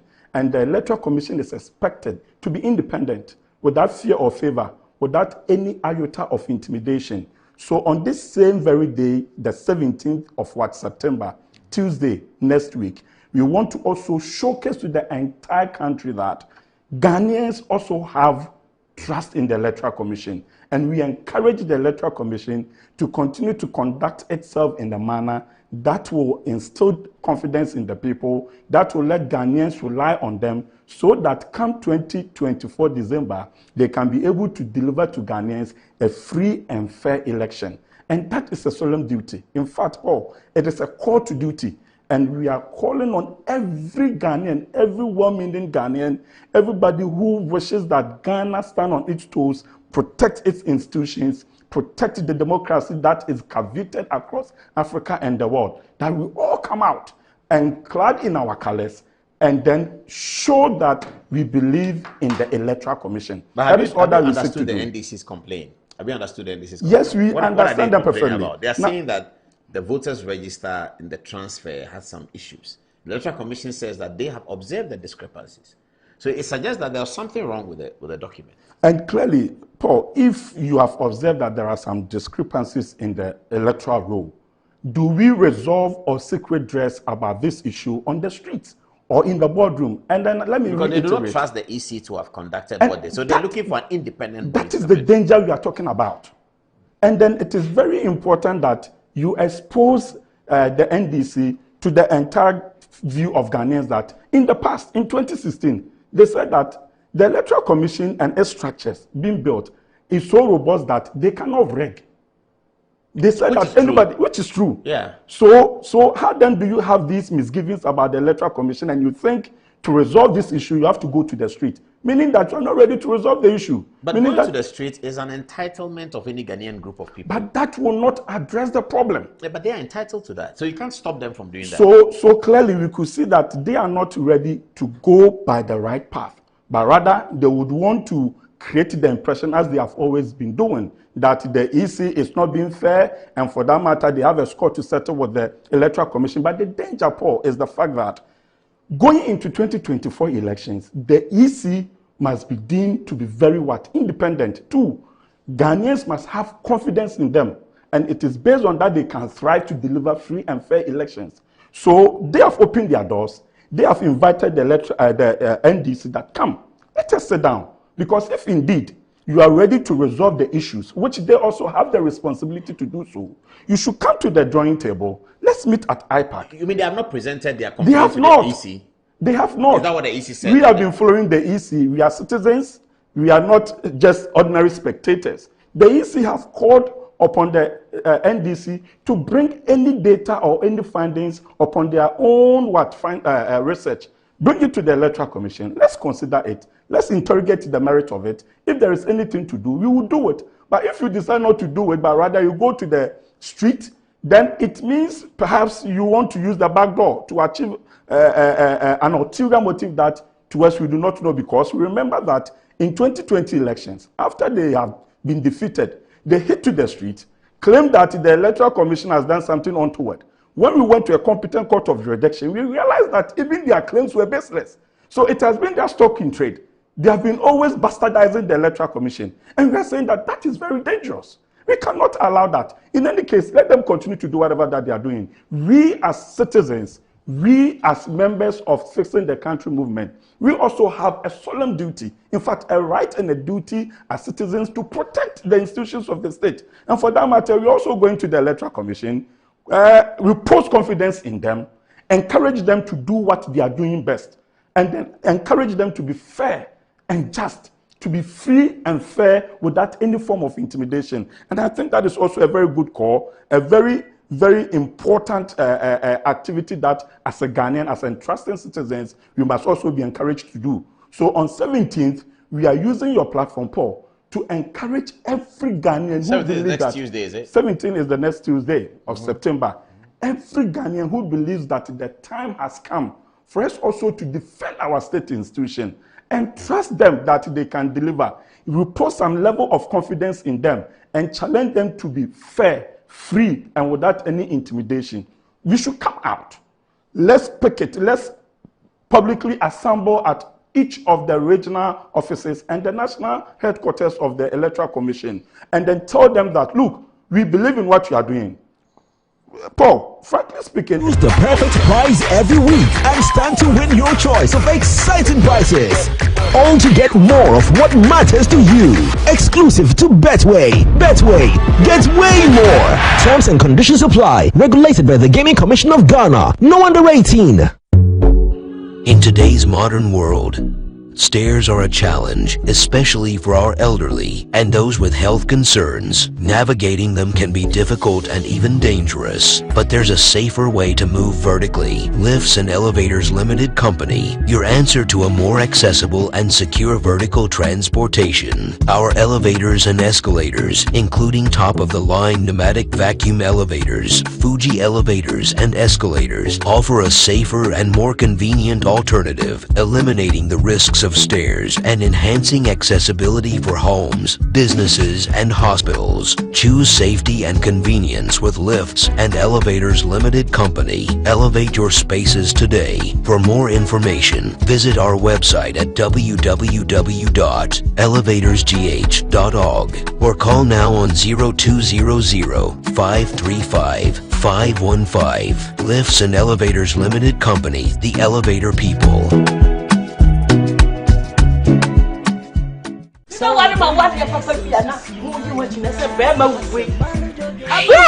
This is my secret. Give us P capsules. Emma, I want to go from now on to me to my ding one pen. Give us P capsules. Over do as a mama. Oh no, enemy lawyer. Ah, and to lawyer no na show bottom. Are you from? Then I found upon machine baba chiamo as a niji. Bosano. No. You get if you are coming. If any give us cold capsules. Say yes, is yare na wo so. Ko di do ni pedem wani na wo posa amamman entimi ma wunja wonan yi. Wonum give us cold capsules ah. Obey free. Lawyer. Give us cold capsules. And I give us P capsules. Hey, and they give us free. Open Chinasuma capsules. And men are what if you do what you do, Cronkwan, Efa. Give us core capsules. A pain for a batter, one more menu for one quadra if you do me nunca. Anti-cavity, gum protection, brighter teeth, and fresh breath. I'm a fair missy way. Prepare your bantama. Machasi. That's a cycle.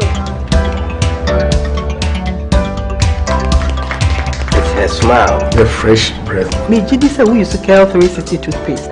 Some kind. Cal 360 toothpaste. Gaskia, Cal 360 toothpaste. It's a gum protector. Onim jom kasa. Kile hosen. Cal 360 did the way. It's cool mint. Gives me fresh breath and your confidence booster. You will see so feeling kika when you know Cal 360 toothpaste. Happy.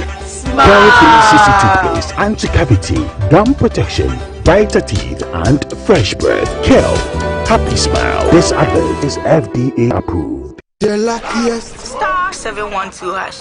Luck is everywhere. 8K. Hey, you get an 8K. Get that packing from your book, man. One line. Hey, wait. You can put it on his tab. This is my man. Good luck. Hey, yo, bill radio. We are star 712 hash. It's put your phone. I'm on dialing the magic numbers. Star 712 hash. Now welcome to the luckiest. Aha, and now with me at home ticket. You can buy for yourself or your loved one. Mommy, tell mommy who's here. You're buying for me, right? Or who else? Oh. Let's choose buy tickets for others. Love you, boo boo. Maybe straight to option 4. Now, you need to buy tickets worth 50 Ghana to qualify. Yes, you can buy random or preferred ticket. I'm choosing random ticket. Listen, if you buy the random ticket, the system chooses a random number for you.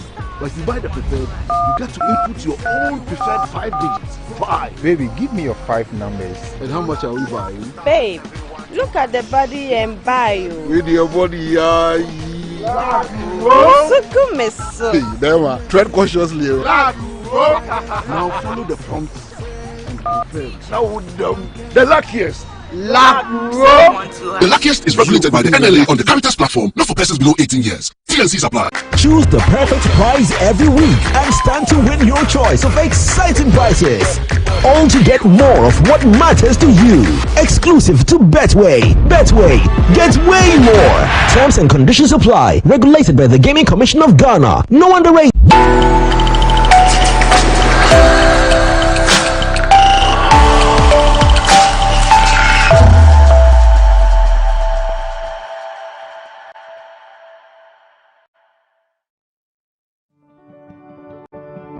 Has Christianity always been one of the religions in the world to you? Oh, hallelujah.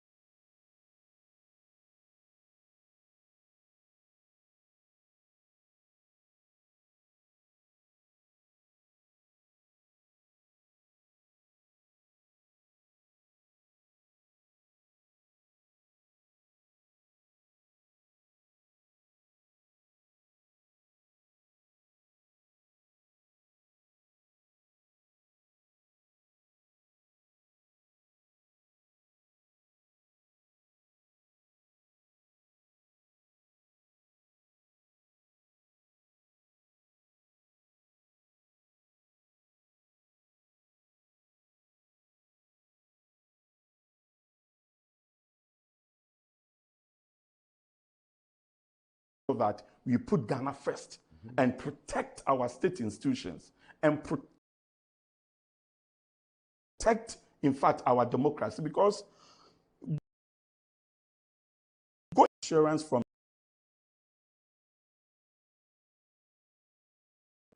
that is not to hold brief for them. That is not to pontificate that they are acting without blemish. No, have the confidence. We say this because we have seen as citizens what Martin Luther King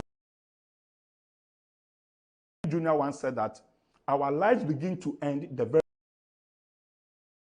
moment we become silent on the things that matter most.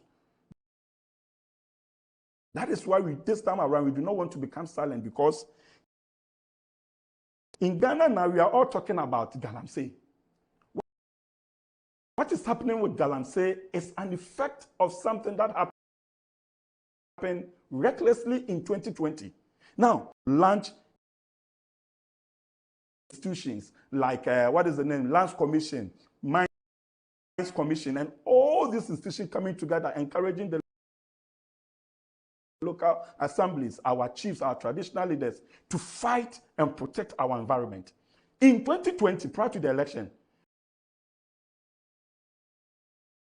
we saw a report of science that indicated that our forest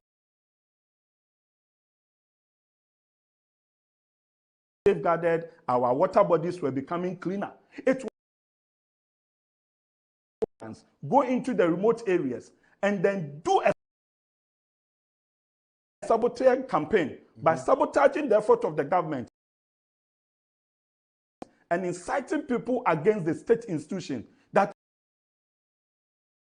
we will continue to protect you, those people who are doing illegal mining. That's what they did. They said that they will grant amnesty, and we kept quiet. And now it is coming back to haunt us. That is why, at the end of the day, we the people will bear the brunt. We the youth will suffer most. And that is why it is now a court duty for every Ghanaian who is hearing my voice to rise and stand against these saboteurs and support state institutions and ensure that we protect our democracy, we protect the gains that we have made all these years. Wow. Text message still coming. Okay. Party is over. Sam Adriman says, NDC has no legs to stand in this election. A great statement from Owusu Bempa and co. But I don't agree with them going to the streets the same day as the NDC. Will be messing themselves. They should choose another date. The police should deny them on streets. Antonio, what do you have for us? Yeah. So Al Hassan says, I actually like this man, Mr. Paul. His composure, his confidence, vocals, and everything is on point. Tell him I would like to be his friend though. Isaac Buffer says, the matter is actually simple. The NDC is just using this as a means of campaign and psyching its supporters. Our lose was orchestrated by the EC. Instead of them to go down and campaign, look at what they have opted to do. Say no to backdoor campaigning. Now, Nana Accuracy Edujenfi says, I'm surely giving my support to the Fixing the Country movement, Paul. We've allowed the NDC to malign and denigrate almost all our public institutions, from the judiciary to civil service, from the security service to SSG. We cannot allow them to continue on this tangent. Good evening, Ghana. Keep it up. Aliko Color says, we are actually with this group and we are ready to take part of the process of supporting the EC, and I'll come with less than 20 of my youth. That's nice. William Dinchil actually says, Paul, what is actually wrong with the NDC? A demonstration that is actually based on pure lies, misinformation, disinformation, and propaganda. This is actually just a panic reaction to an anticipated defeat come December 7th elections. This is unwarranted attack by desperate politicians who seem to have lost the match before kickoff at all. That's it. Right. He says, Paul, the forensic audit NDC is calling for, they just want to have access to the data and tamper with it. John Mahama went to Russia some weeks back, right? Just think about it. NDC always think of their interest and not the nation. Now, coming from Savali Kelvin, says, we are with the EC.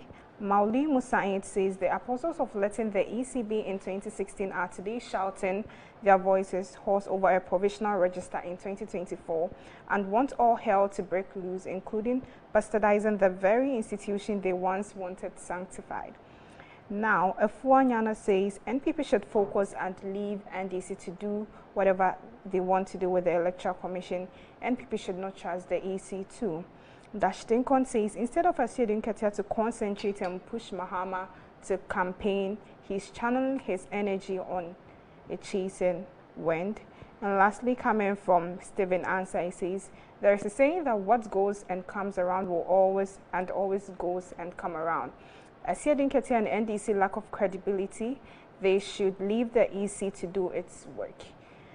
Now back to you, Paul. I have text messages here.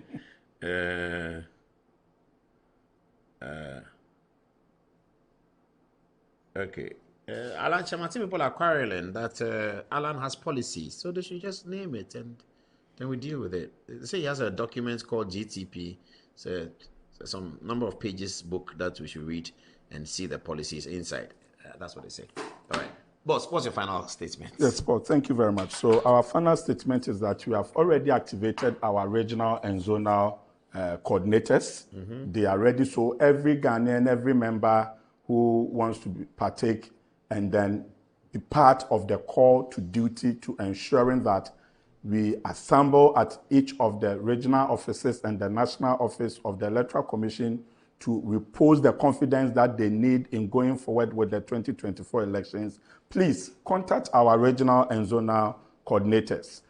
Provisions for the smooth and successful demonstration have been made. Everything that will inure to the benefit of every person who joins us have been put in place. So there is no fear, there is no alarm. The security, Ghana Police Service, I have to dove my heart out for them. They have done fantastically well. So far, our engagements with them are very assuring, and they have assured us of maximum protection. We are also law-abiding movement and citizens, and for that matter, we will go strictly according to the dictates of the law and what the police service will tell us to do. So everything is set. And Tuesday, 9 o'clock, we are starting in Greater Accra region. We are heading straight to the office of the Electoral Commission. At 9 a.m., we will all converge at Ifua Sunderland Park. This is the time for every Ghanaian to rise and defend the institutions of the state, because an attack on the institution of the state is an affront to our democracy, it is an affront to our constitution, and we have that solemn duty and a right to stand against that. Thank you very much, Paul. All right, thank you very much, and please wait. Let's get to our social media page now, where we're going live to Pennsylvania, I believe, in the United States, or is it Iowa? We're going live to Iowa, where Dr. H.S. Kanku is ready to give us the tidbits for... are we ready with that? Or shall we take a break and come back? Are we ready with that? Okay, all right. We're waiting. Okay, yeah, there you go. Hi, Dr. Sikanku, Prof. How are you? Hello, Paul. Good evening. I'm doing very well. How are you doing? Okay, so you're talking to us from Iowa, is that correct? Yeah, that's right. From Iowa City, precisely the University of Iowa. It's a college campus, and lots of students here. I see. So we're reading that 63% of CNN viewers thought that Kamala Harris won the debate. 37% thought that Donald Trump won the debate. Donald Trump himself has told people that he won the debate. But tonight, Trump is back in Pennsylvania, reminding them that Kamala Harris is not their friend because she is against fracking. How is that going? How is the post-debate campaign going? Thank you very much, Paul.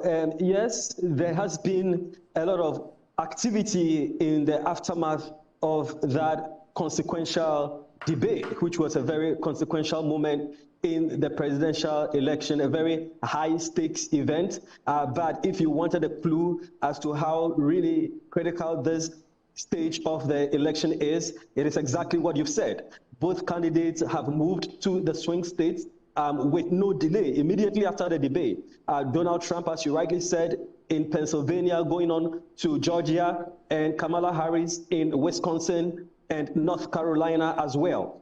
Both of them are claiming victory in the debate. Donald Trump insisting that he won the debate, still insisting that Americans have to protect their culture because immigrants are here eating cats and dogs and eating their pets, and they need to protect the sanctity of the American society from illegal immigrants who are committing crime and destroying the very fabric of American society.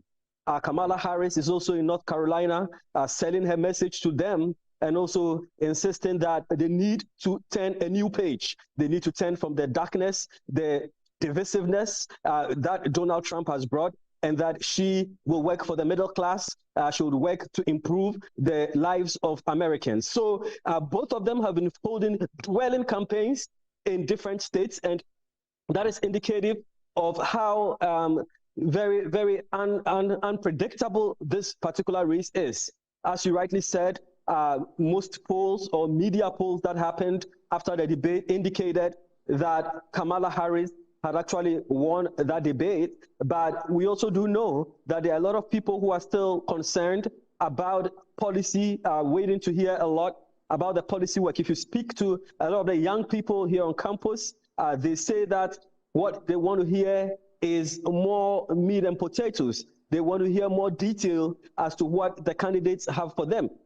They also say they want honest government. They want the politicians to be honest, to be open, and not just say what they want to hear. So they say beyond the language, beyond the flowery language, beyond the rhetoric, they really want to hear about, they really want to hear details about how both candidates are going to address their issues. So a lot of this is still a toss-up, and the candidate, the race has entered into its very, very final stretch. But Kamala Harris is still leading in the polls, is that correct? Yes, you're right. In most of the polls, and there are several polls that take place. There is the CNN poll, there is the Quinnipiac University poll, there's the NBC, the CBS, the traditional Gallup poll, there's 538.com, there's Nate Silver's poll, there's the Real Clear Politics poll, the Washington Post poll, Politico poll, Pew Research. Quite a number of polls that are being organized here. Most of them sometimes in partnership with universities. There's, of course, the CNN and the Fox polls as well. So what most researchers or what most analysts will do is to look for the polling average, right, across board. Then, and they do this for the national polls. But there's also the swing state polls, which will determine the electoral college, because don't forget that the national polls are indicative of popularity, how the candidates are popular across board. But this really might not work so much for you because it's not a popularity contest. It's about delegates in the electoral college. So let's take it one after the other. In terms of the national poll, the general poll, generally speaking, if you ask who is leading in the polls, yes, Kamala Harris is leading, but it's very, very marginal. In fact, yesterday's poll from the New York Times had her ahead just by 1 point, 48-49. So she was just ahead by 1 point. If you do the average of the polls, you find out that she's ahead between 3 and 4 percentage points. And that is really not a lot if you look at the margin of error and you look at the volatility of this race. There's still quite a huge percentage, about 20% of people who say they are still yet to make up their minds. So yes, she's leading in those polls. But then if you come down to the swing state polls, quite a number of, 7 to 8 states, which are going to determine the outcome of this particular election, because the rest are pretty much settled between the red and the blue. In these swing states, Kamala Harris is ahead in, let's say, Wisconsin, Michigan. She's ahead there by 2 to 3 percentage points. Some people have her up at 4. So, you know, this is not a whole lot. Hillary Clinton was ahead by wider margins at this point. Biden was ahead by wider margins at this point. But again, it is a race that is so close that even the most marginal percentage points or votes will make a difference. Remember that in the last election, when Trump won, he won 13 states by less than a percentage point, by 0.03% in certain states. So this is really going to get down to the wire. Trump is also leading in Georgia. He's also taken up in, I believe, Arizona, and North Carolina is a toss-up. So toss-up North Carolina and definitely toss-up Pennsylvania. No president has won the elections without winning Pennsylvania and most of the times Wisconsin. And none of them is ahead in Pennsylvania, and in North Carolina, none of them is ahead as well. In Nevada, it's still a bit shaky. So this is not a settled case at all. They've invested about $62 million in the Pennsylvania markets. What I mean is that, I beg your pardon, what I mean is that in terms of television advertisements, in terms of television advertisement, as much as $62 million have been invested in TV ads in Pennsylvania alone. This is one state across, trying to influence voters and shape their mind. So this is really going to get down to the wire, and both candidates are leaving nothing to chance. Remember, there's a vice presidential debate also coming up, and people might look at that to make up their minds as well. So yes, the debate has happened, but we do not know to what extent it's going to impact voter outcome, and I don't think claiming victory in the debate would necessarily correlate to electoral outcomes, but it definitely would shape certain minds, and especially for a race which is as close as possible, getting every single voter to pay attention is very important. Quite a number of people watched that debate. I think they put the figure at 17 million or so. Sorry. I beg your pardon. I need to check on that figure, but quite a number of people watched that particular debate. I take that figure back, but quite a number of people watched that particular debate, and so every single vote. Okay, when is the vice president's debate? When is the vice president debate? That's happening on October 7th, or in the early part of October. J.D. Vance going against Tim Walz in that particular debate. Walt saying he's looking forward to debating J.D. Vance, and J.D. Vance also preparing very, very hard for that particular debate. So that's also coming up very soon. So let's talk about Pennsylvania in the concluding part. The way the race is getting close and close, and in spite of Kamala Harris believed to have dominated in the debate, Pennsylvania is still not looking soda for the Democrats. If they don't get Pennsylvania, or even right now while Pennsylvania is still looking difficult, is there a regret that Shapiro was not named the running mate? Well, no, not at least on the part of the Kamala Harris side. And if there is, they're definitely not showing it. But that has not come up in the conversation at all. There hasn't been any trope or any narrative or any storyline at all from the Kamala camp or even within the public domain. Really, it's not part of the conversation. So I guess they're happy with their choice.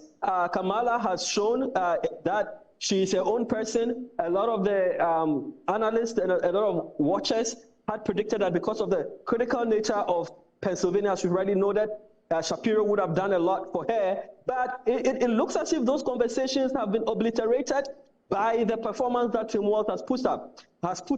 A lot of people see him as a Midwesterner anyway. He belongs to the Midwest. He speaks to the white working class, and so he's speaking to the same kind of voters who are in Pennsylvania and across the blue wall. And he's a former social studies teacher, a former military man, a governor in his own right, winning in a red state. So they believe that his Polsky nature, his relatability, people really find him very honest. They believe that he speaks like the everyday man. And in a poll, when they said, would you want to drink beer with J.D. Vance or Tim Walz? A lot of people went for Tim Walz. So I think they've gone past that. They also believe that Harris chose somebody that she had a certain rapport with. Tim Walz is a very affable person. They both really like to laugh a lot. And so at the end of the day, she went with somebody that she personally gelled with. And that's important. You might be great, but if the candidate does not gel with you, that really could work to your disadvantage. So I do think they've banished any form of regret about Shapiro. Well, at least for now, until the election itself is held, we do wait to see how that's going to turn out. The issue about Donald Trump has the opportunity of only one term. Is it part of the conversation? Well, I don't think so. Not from the media narratives that you've heard. There's quite a number of media networks here, a lot of coverage going on, and it hasn't really come up. I think what has been really dominant in the conversation is about his unhinged nature. But Paul, there is a genuine concern there. Let me say this. The conversation has been more about the unhinged nature of Donald Trump, his very erratic nature.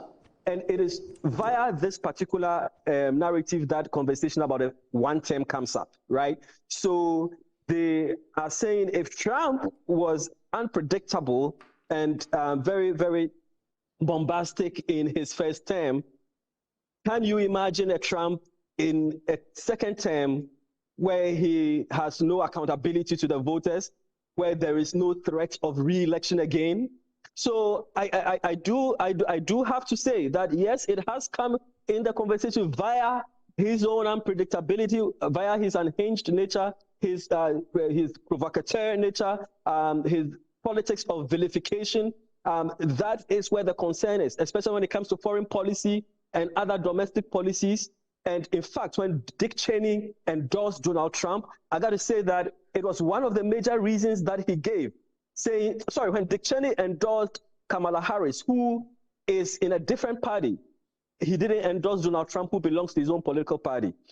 That's one of the reasons that he gave, that there is a very palpable and realistic threat to the nature of democracy as Americans have known it, because Donald Trump is a threat to American democracy, and that he will upend the political structure and institutions as we've known it.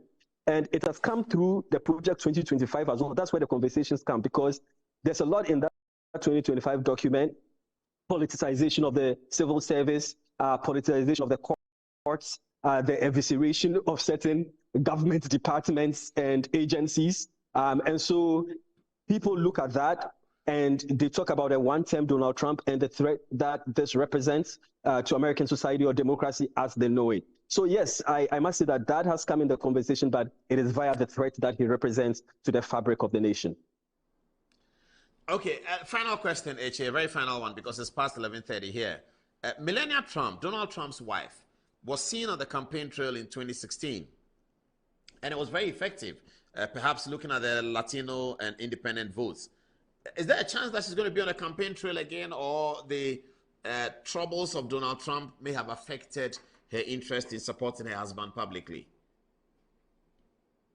You know, Paul, it's interesting that you mentioned Melania Trump, because really she has been absent and completely invisible in this particular election. I do think a conversation might have taken place and a decision was taken. Melania Trump has not been visible on a campaign trail as we have seen in the past. I mean, that's pretty obvious throughout this campaign period.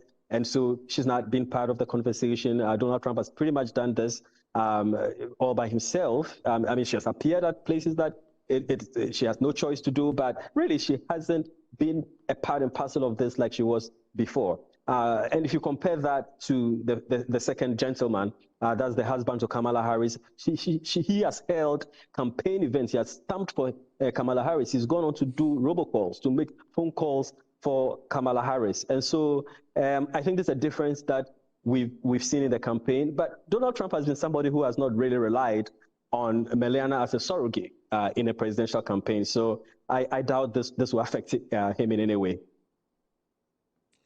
Okay, Eche, thank you very much. We'll talk to you again soon.